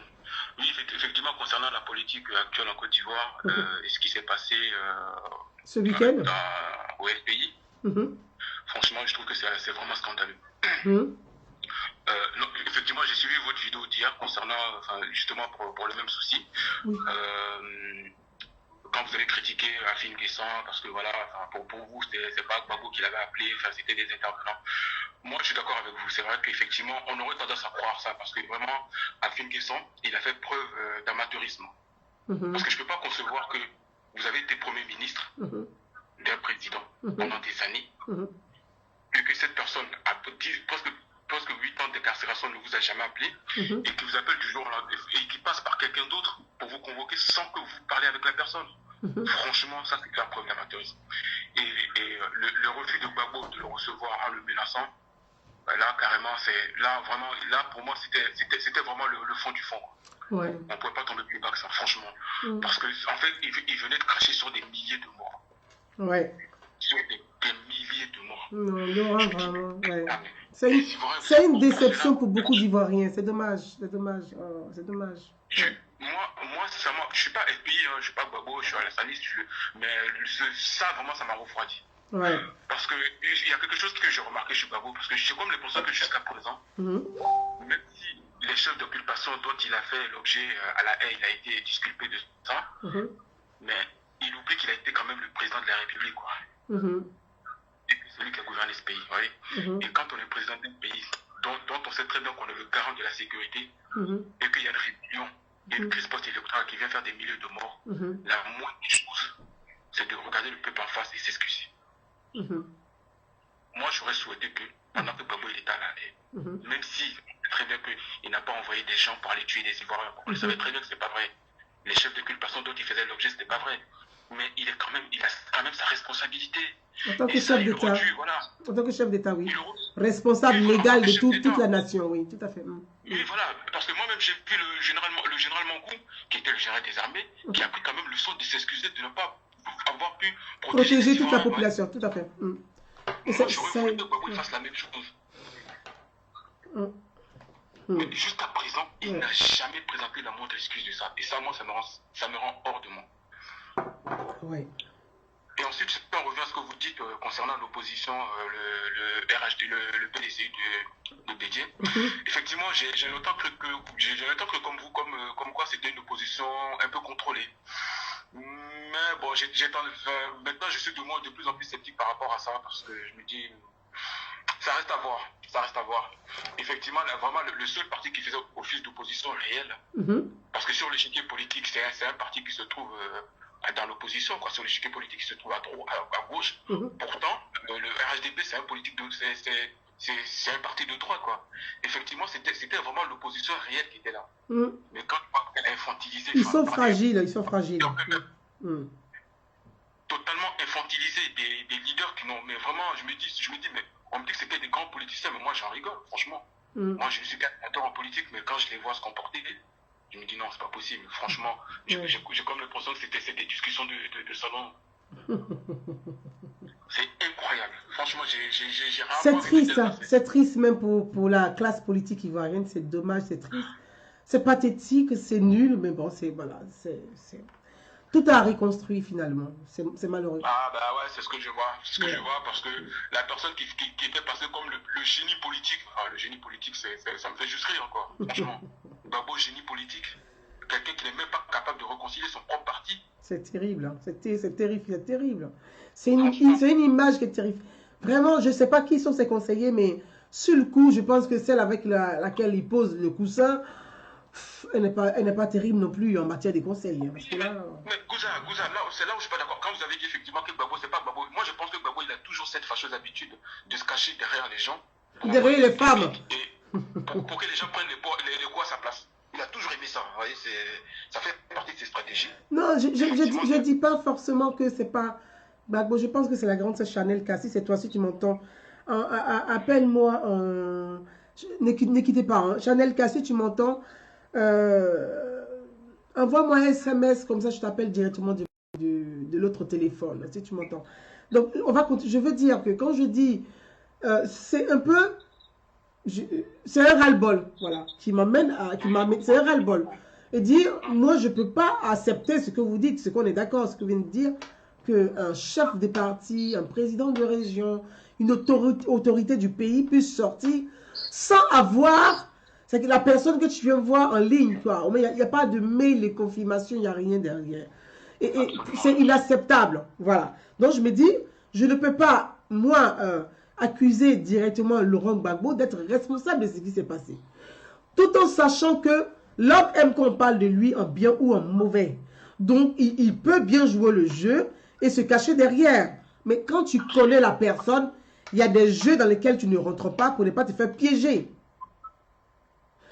Voilà. Donc, en même temps, c'est vrai ce que vous dites. C'est vrai, étant donné que Laurent lui-même, je vais dire, si, entre nous, si Gbagbo lui-même réellement, moi j'arrive à un point où je dis, Laurent a perdu la tête. C'est-à-dire Gbagbo, peut-être avec l'âge et le traumatisme qu'il a vécu, peut-être qu'il a un état de santé second que nous, on ne sait pas. Parce que je ne peux pas... Ça vient de vous, ça me fait plaisir, parce que moi aussi je pensais à la même chose. Hein. Je pense qu'on est vraiment dans... On commence à rentrer dans la démence. Sérieusement. Parce que, je veux dire, si Gbagbo lui-même voulait voir Pascal Affi N'Guessan, il ne va pas laisser Affi venir en France et dire, bon, il faut signer pour dire, tu reconnais que tu démissionnes du FPI avant que je puisse te recevoir en Belgique. Mais si Affi doit signer à l'aéroport, donc Gbagbo peut recevoir Affi en Belgique, il dit, voilà, Pascal, c'est moi qui t'ai appelé, je vais te voir, je souhaiterais que tu démissionnes de mon poste. Donc, quelque part, sur la route là, il y a une vérité qui n'est pas dite, il y a une manipulation qui a été faite. Parce que si c'était Gbagbo lui-même, il allait recevoir Afi pour lui dire ça. Pourquoi? C'est des gens qui viennent avec des journalistes à l'aéroport et qui disent à Afi Nguessan, il faut signer d'abord avant que Gbagbo puisse te voir. Mais attends, je veux dire, si je dois signer pour que Gbagbo puisse me voir, mais Gbagbo lui-même, s'il est garçon, il n'a qu'à me voir pour me dire de quitter, ou bien. Donc, quelque part, il y a un truc, et moi j'ai le sentiment, sincèrement, que dans cette histoire, c'est-à-dire que il y a une saga familiale, et Pascal Afi Nguessan est entremêlé au sein d'une saga familiale. C'est-à-dire qu'on a Gbagbo qui aime le pouvoir, malheureusement, hein, on dit les choses, parce que la communauté internationale dit quoi? Gbagbo, c'est un homme qui aime le pouvoir, qui s'est accroché au pouvoir. C'est pour ça qu'il y a eu la guerre en Côte d'Ivoire.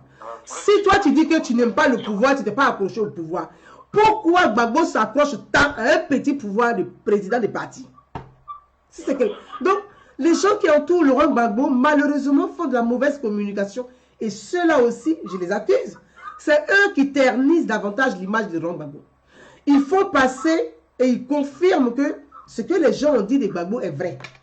Il aime trop le pouvoir. On a sa famille qui aime le pouvoir. On a ses deux femmes qui aiment le pouvoir. Il y a Simone qui aime le pouvoir. Son fils qui aime le pouvoir. Sa soeur qui aime le pouvoir. Son gendre, Stéphane Kipé, qui aime le pouvoir.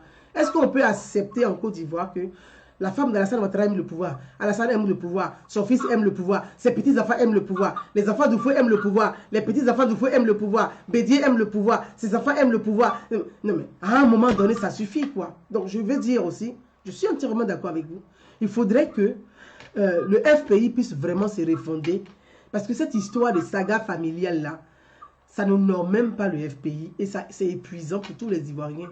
Et ça a été une grosse déception ce week-end pour beaucoup d'Ivoiriens qui pensaient que peut-être même les militants du RDR, les pro-Ouattara qui se disaient « Ah, c'est vrai, peut-être que si Gbagbo revient au pays, ça peut faire... » Moi, je parle avec beaucoup, hein, ça peut apaiser les tensions. Mais ce qui s'est passé ce week-end, ben, ça nous met un frein dans le dos encore à nouveau.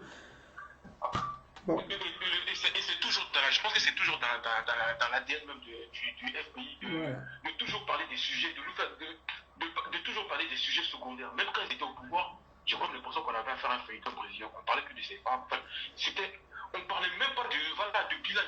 Il n'était même pas question de bilan. Je comprends. Ni de développement. Tout était relié à l'histoire des femmes. Voilà. C'était une histoire de famille. Gbagbo, sa femme a dit ceci. On ne parlait que de ça.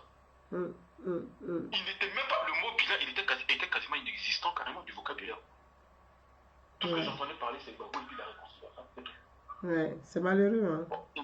C'est vraiment malheureux. Il a échoué sur tous les plans. Vous avez été au pouvoir. 2 ans après, il y a une rébellion. Bon, quand j'entends les gens insulter, voilà, la rébellion, comment avec la rébellion on peut travailler, oui, mais il est le président de la République, c'est à lui de protéger son pays.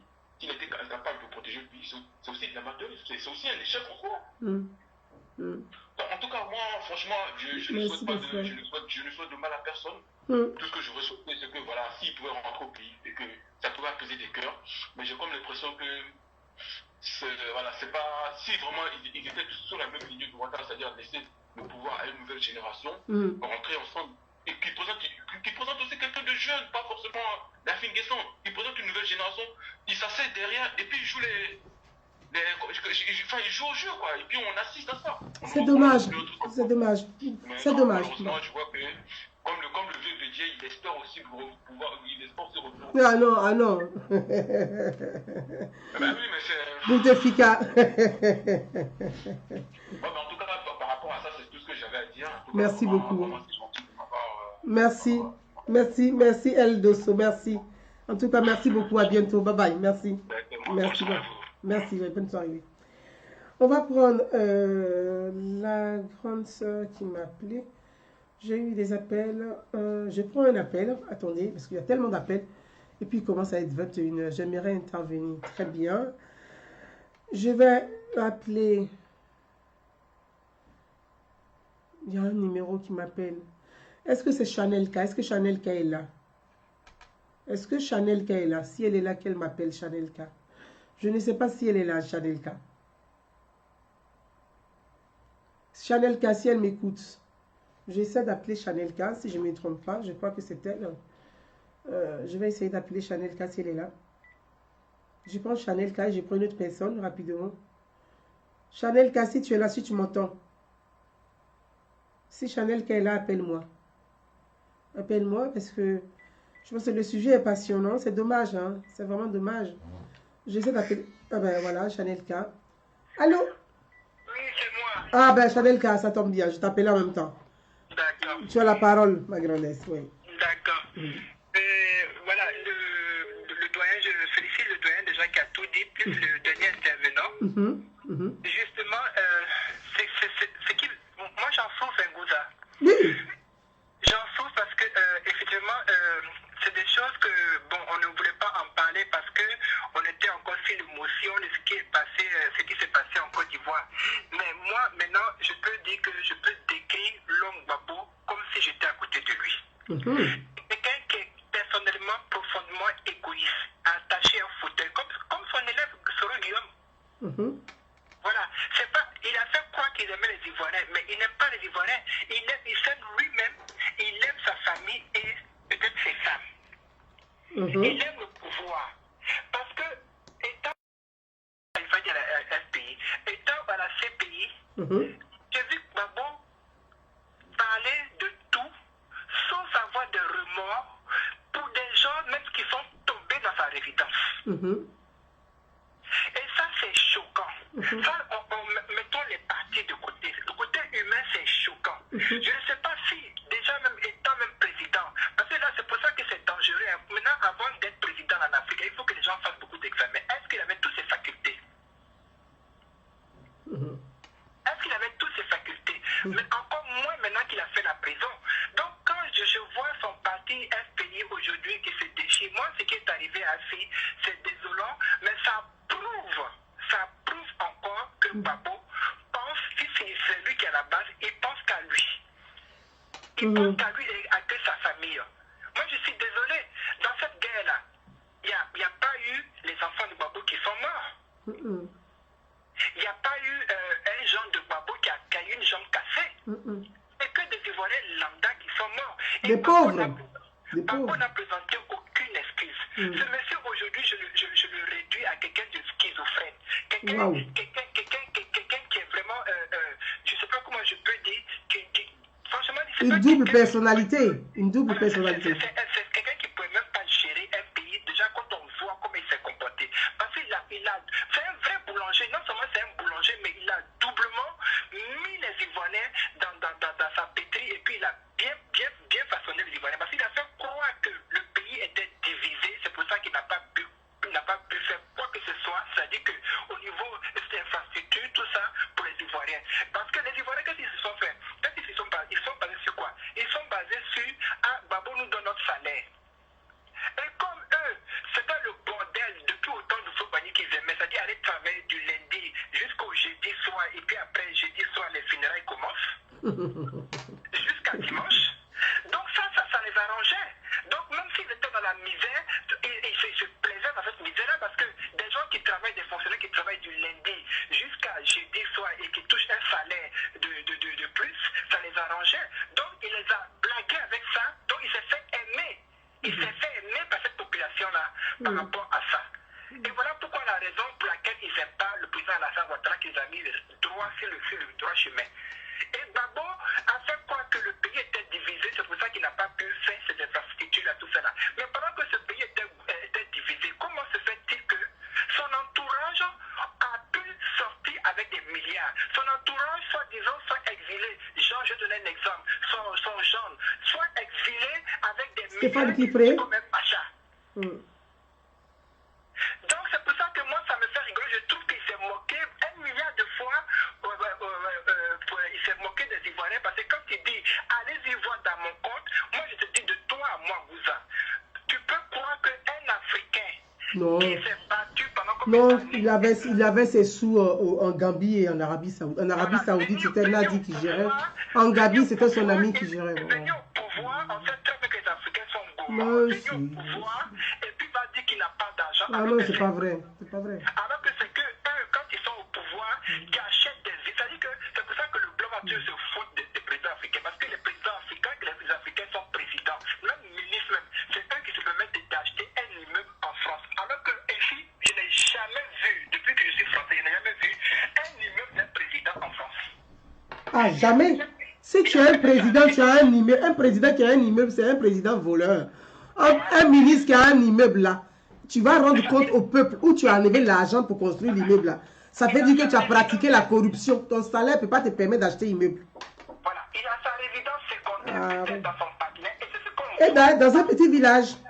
Et tu dois dire le prix. Hein, le prix hein, c'est ce que je vis avec tous les présidents que moi j'ai connus. les présidents africains, les ministres africains eux-mêmes Les là. présidents africains qui ont des domaines en Suisse, qui ont des domaines partout. Et pendant ce temps-là, leur peuple meurt de faim. Donc, Gbagbo fait partie de ce cas-là. Moi, je dis Gbagbo, jusqu'à présent, je doute. Je sais que l'argent est caché encore quelque part. Du liquide est caché quelque part. Gbagbo, sa femme a construit des églises partout.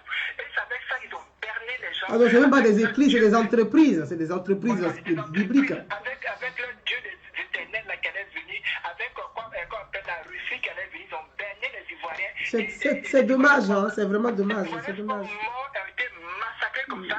Et comme l'a dit l'intervenant, jusqu'aujourd'hui, jusqu'à lorsqu'ils sortent aujourd'hui, qu'ils dorment aujourd'hui dans un grand lit, Gbagbo n'a même pas encore présenté. En fait, il ne peut pas présenter des inscrits parce qu'il n'a pas de remords. Parce que les gens de l'armée ont eu des remords, comme l'a dit l'intervenant, et que lui n'a pas eu de remords, c'est que ça veut dire que, pour moi, c'est un extraterrestre, Gbagbo, ce n'est pas un humain.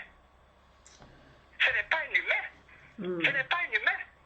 Ce n'est pas un humain. Donc, il ne faut pas que les gens vont penser que les gens jouent avec Gbagbo. Gbagbo, même, c'est lui-même le manipulateur, même. C'est lui-même qui a l'œuvre de la manipulation. C'est pour ça, de son état, quand il était président, il aimait bien composer avec la C6. Voilà. Parce que c'est pour lui, la vraie armée en Côte d'Ivoire qu'il considérait, c'était les gens de la C6. Ouais.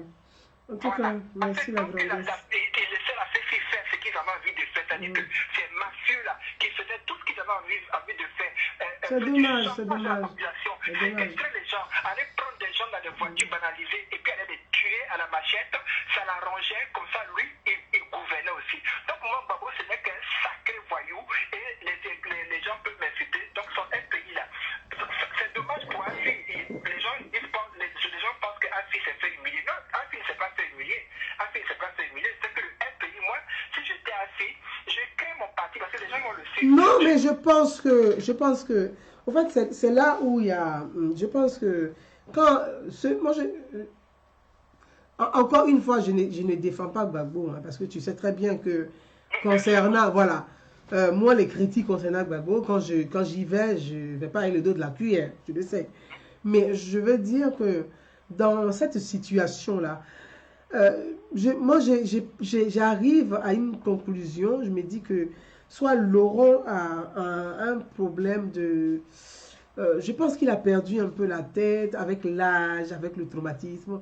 Gbagbo, il a eu la liberté provisoire conditionnée, mais je pense que la vraie prison elle-même, c'est celle qu'il vit là où il vit. Il est prisonnier de certains... proche de sa deuxième épouse, Nadi Bamba. Il est prisonnier d'un certain nombre de ses militants radicaux. Parce que la vraie prison de Gbagbo, pour moi, elle est située à ce niveau-là. Voilà. Comment elle est là? Elle est là parce que, je veux dire, si Gbagbo vraiment veut rencontrer Afi N'Guessan, ce n'est pas à l'aéroport, on va demander à Afi de démissionner. Bon, donc ça veut dire que ce n'est pas Gbagbo qui a demandé. Et moi, je n'ai pas les éléments de preuve, mais il y a une petite voix au fond de moi qui dit Gbagbo n'est pas au courant de la venue d'Afi N'Guessan en France. Et je pense que même c'est fait avec une complicité, pour moi c'est fait une complicité des proches collaborateurs de Nadi Bamba et de certaines personnes qui se réclament d'être des pro-Gbagbo. C'est avec leur complicité c'est fait une façon derrière de légitimer eux, ils vont partir. Les gens, c'est dans les jours à venir, on va voir qui était derrière ce plan. Oui, Loulou. Derrière ce plan. Ça veut dire quoi? Ça veut dire que les gens dans les semaines ou les mois à venir, des semaines à venir qui vont aller voir Gbagbo, c'est ceux-là qui étaient derrière la mascarade. Et là, tu vas voir que c'est ça. Moi, je reste convaincu que c'est ça. Mais en même temps, Gbagbo, c'est pas un bébé, quoi. C'est pas un enfant. Je veux dire que aujourd'hui il peut dire, bon, attends, Nadi Bamba, Je ne comprends pas les rendez-vous que tu prends pour m'envoyer là. Tu m'envoies tous les farfelus du monde entier. Mais où sont les cadres de mon parti là? Moi, je vais les voir. Donc, un homme là, c'est celui aussi qui parle. Gbagbo, lui, il a quel problème et puis il ne peut pas parler. Donc, s'il ne peut pas parler, s'il ne peut pas prendre des décisions, si c'est Nadi Bamba qui doit choisir pour lui, qui doit lui mettre la couche, c'est que quelque part, avec l'âge, Laurent a perdu la tête. Mais je pense que c'était sur le direct de Gouda, non? Oui, c'est moi, oui. Non, mais je suis en train de parler à quelqu'un. Ah, d'accord. Voilà. Donc, ma grandesse, donc tu vas conclure, je te laisse la parole, non? Non, c'est bon. Ah, ok. Donc, Mais... oui, ce que tu dis, c'est possible que ce soit vrai, mais je vais dire que ça revient au même problème. Quand on parlait de côté égoïste, il n'y a pas que Gbagbo. C'est une question, c'est-à-dire que le parti de Gbagbo ont pris la Côte d'Ivoire en otage. Voilà. Quand je dis qu'ils ont pris la Côte d'Ivoire en otage, je pense que dans leur tête, parce que comme ils sont rentrés dans une secte, ils ont fait croire, ils sont rentrés dans des églises bizarres, ils sont rentrés dans une secte. Bon, pour moi, ils ont tous le cerveau qui est complètement malade. Donc ils ont pensé que peut-être la Côte d'Ivoire, là, c'est un village pour eux, ça appartient à leur famille. C'est ça que je veux parler. C'est du truc familial, quoi. Voilà, la preuve en est ce que tu viens d'expliquer. C'est possible que Gbagbo lui-même ne soit pas au courant, même que Afi même soit arrivé même en France ici à l'aéroport de France ici. Mais je veux dire qu'il y a un règlement de compte qui est en train de se régler déjà, entre les deux femmes. Entre Simone Gbagbo et Nadi Bamba. C'est-à-dire que les mêmes histoires pendant 10 ans qui ont paralysé le pays avec la rébellion. C'est ce qu'on vit encore. Le pays reconnu par les institutions de la Côte d'Ivoire. Par la loi, oui. De Pascal Assi Gueffan et le SPI de Père son âme de Aboudaman Sangari. Parce que quelque chose de bizarre, quand Assi est rentré, le lendemain, il y a eu la chose qu'on appelle la SPI de Paris, là, comme on appelle de France, la représentante. Il y a eu Comment elle s'appelle? Celle qui a été nommée par Assoua Doum, elle? Voilà.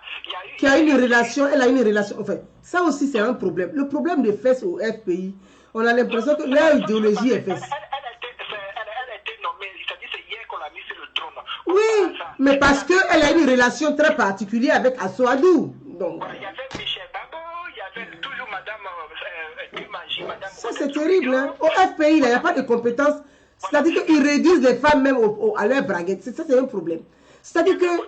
Après, il y avait Odette Lorignon, tout ça là. Mais le problème, c'est que ce qui se passe... Tout est sexuel dans leur parti, là, vraiment. Les Ivoiriens lambda ne savent pas. Odette Lorignon et je ne sais pas qui, la deuxième personne, le nom m'échappe. Le gouvernement de Ouattara qui critique autant là. Ah, Bertin, avec Bertin. Voilà, leur a donné 126 millions. Ah non, avec paix à son âme, Miaka Ureto, paix à son âme. 126 millions de CFA. Tout à fait, tout à fait. Qu'est-ce qu'ils en ont fait? Ils ont ouvert un restaurant à Abidjan qui se trouve à Abidjan qui marche. Ils prennent ça pour faire leur business. 26 millions de CFA. Et c'est ça, ils en ont parlé à leur parti, à leurs membres de leur parti, soi-disant. Non. Mais je pense aussi que le problème, c'est ce que je dis. C'est là où souvent aussi, j'interpelle l'État de Côte d'Ivoire. Je dis que il va aussi de la responsabilité.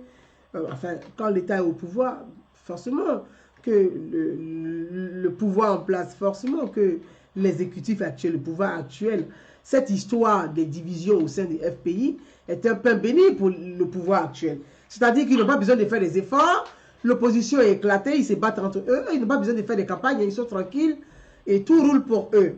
Mais en même temps, tout ne roule pas pour les citoyens ivoiriens. Tout cet argent qu'on claque, parce qu'il faudrait qu'il y ait une transparence aussi en Côte d'Ivoire et que notre pays, la Côte d'Ivoire, que le président Alassane Ouattara, qu'il rende public tout ce qui est financement aux partis politiques. Il faut rendre public ce qu'on donne aux partis politiques. Ça va permettre aux responsables politiques de faire leur boulot parce que quand tu as un parti politique que tu reçois les subventions de l'État, l'État là c'est l'argent du contribuable. Donc il faudrait que l'État de Côte d'Ivoire rende public les subventions qu'il donne aux partis politiques. Combien l'État de Côte d'Ivoire donne au FPI? Combien l'État de Côte d'Ivoire donne au PDCI? Combien l'État de Côte d'Ivoire donne au RDA? Combien donc, il faut rendre public. Parce que nous avons besoin, nous aussi, il faut nous rendre compte. Combien vous donnez à ces partis politiques?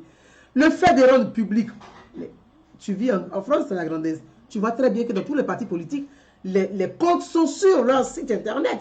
Les comptes sont publics. Il y a la Cour des comptes qui vérifie, qui contrôle les subventions, les dépenses, L'argent qu'on vous donne là, vous faites quoi? Si tu as bouffé, la Cour des comptes appelle à l'ordre, on te dépose devant un tribunal. Il faudrait qu'en Côte d'Ivoire, on ait cette transparence-là. Il y a tellement de cacheteries. Souvent, il y a des partis politiques qui reçoivent l'argent. Ils disent, ah, comme c'est Ouattara qui est au pouvoir, ils ne donnent rien. Pourtant, ils reçoivent les subventions. Mais nous, on ne peut pas savoir. Tu n'as pas remarqué qu'il n'y a qu'en Afrique où on voit des candidats libres. Ah oui, ils ne sont pas indépendants. Des candidats libres.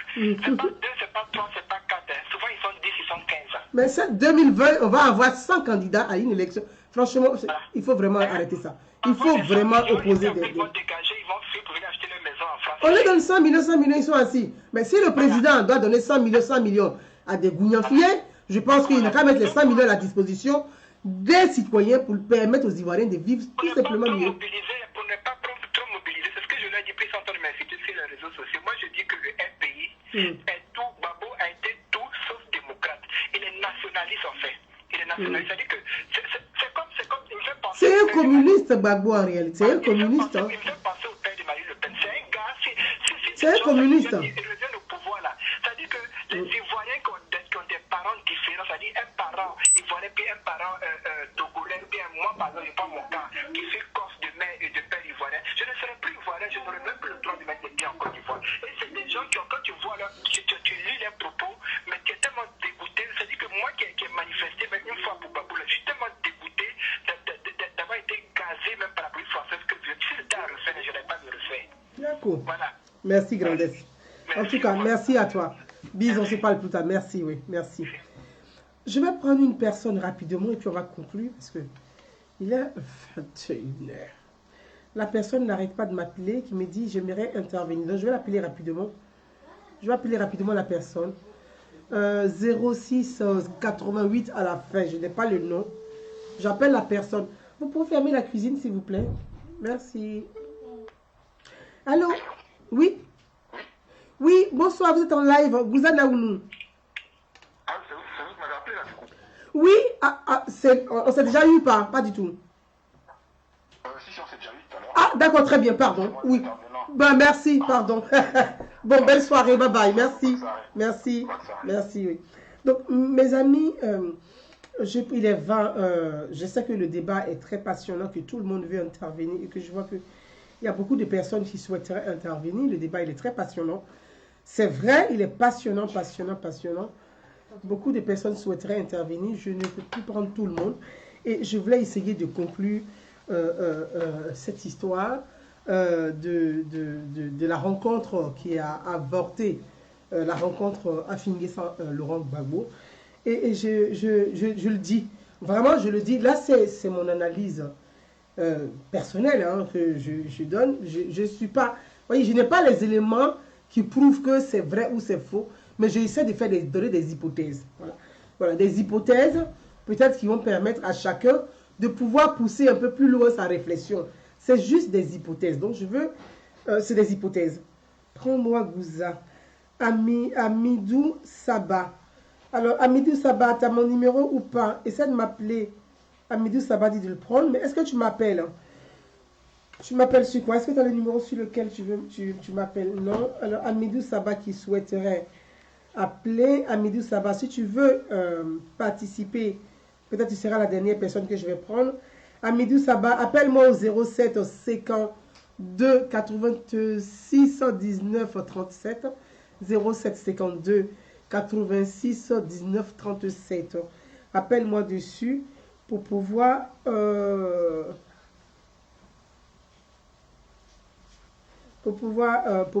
intervenir.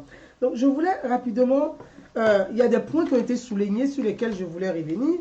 On a eu un frère qui a appelé des États-Unis, qui avait posé la question de la légitimité du droit et de la crédibilité et du multipartisme, que je salue au passage. Je pense qu'il a posé aussi un sujet, on peut ne pas être d'accord avec lui, mais il a posé, ce n'était pas les sujets lors du jour, mais ce sont des sujets qu'il a posés.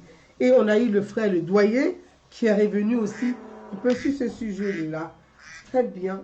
Allô? Allô? Allô, oui? Bonsoir, oui, bonsoir. Ouais, je voulais intervenir par rapport au débat. Très bien, vous avez la parole. Je vous donne 5 minutes parce qu'il est 21h passé. Oui, très bien. Moi, c'est justement par rapport à ce qui s'est passé avec Aki Babo. Oui. Moi, franchement, ça m'a profondément déçu.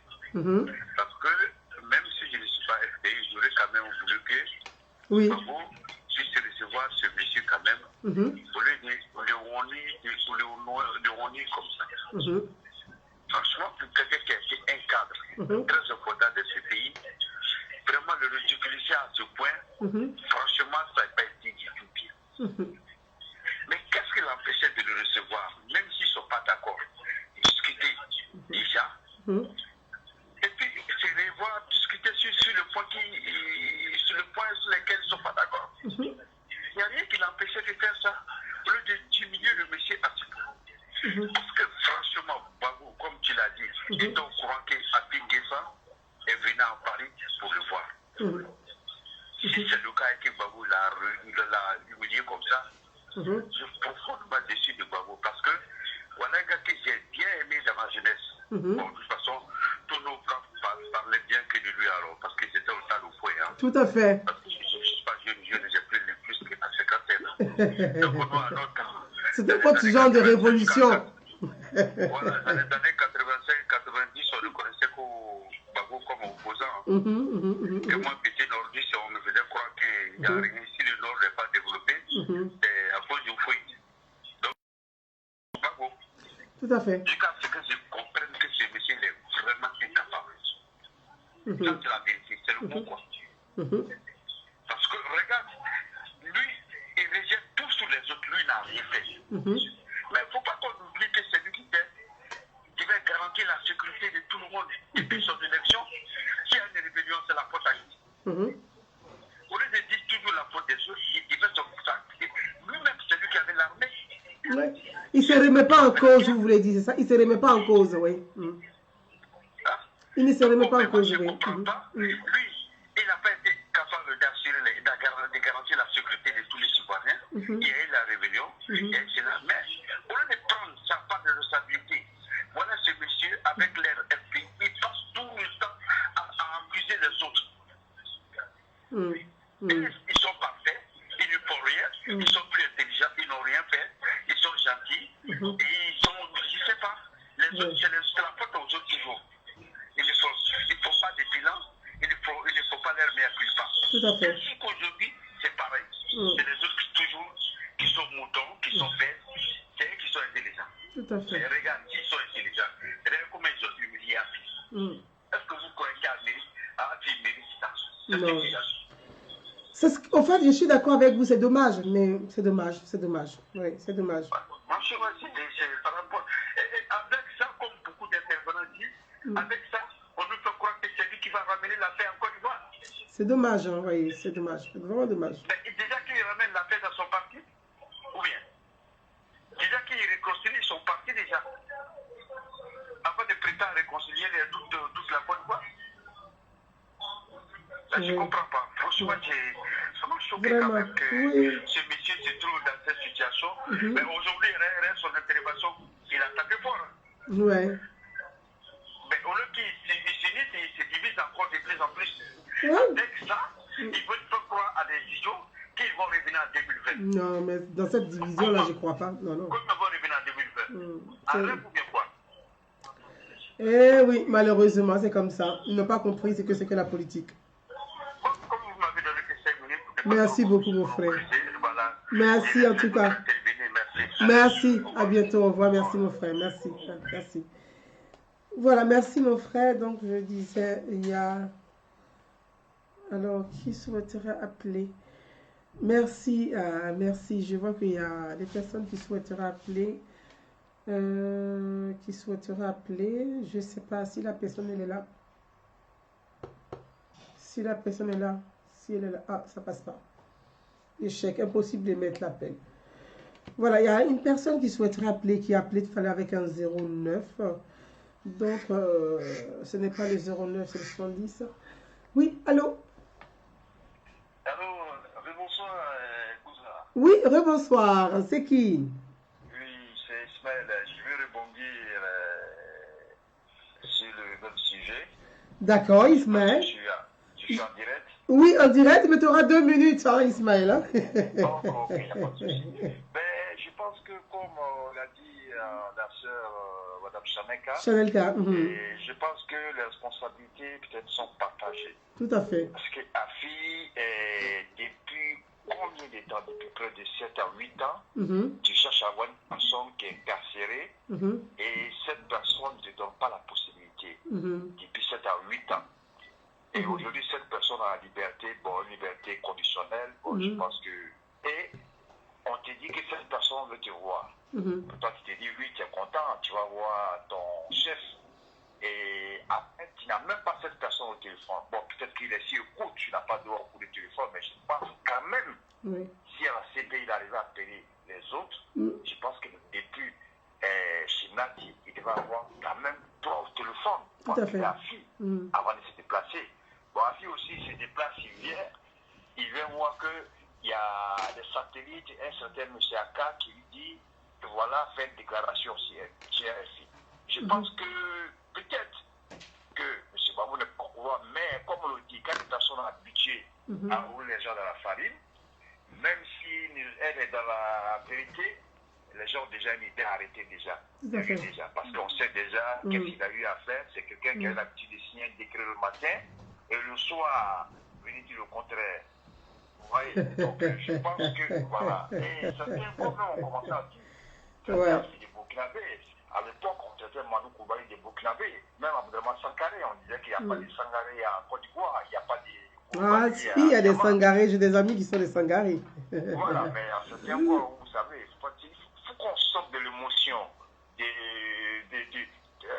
On sorte de l'émotion. On fasse un effort pour essayer de voir, on sache garder raison. Tout à fait. Parce que franchement, cette histoire-là, Laurent Gbagbo, il s'est ridiculisé lui-même. C'est dommage. C'est dommage. Et franchement, c'est désolant quoi, pour la démocratie. Le pays, ce n'est pas une entreprise.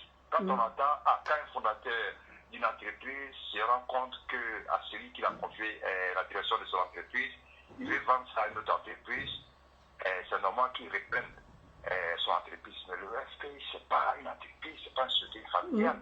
Ah non, il y a la loi même quand tu as une entreprise, que tu veux la revendre, tu demandes déjà même à tes salariés qui veut reprendre l'entreprise, tu ne vends pas sans demander l'avis de tes salariés aussi. Hein, donc, voilà, bon. Oui, mais bon, c'est dommage, c'est désolant, mais c'était juste pour rebondir sur merci, ça. Mon frère. Et dire que, voilà, il faut que tout le monde prenne le temps de la réconciliation. Tout à fait.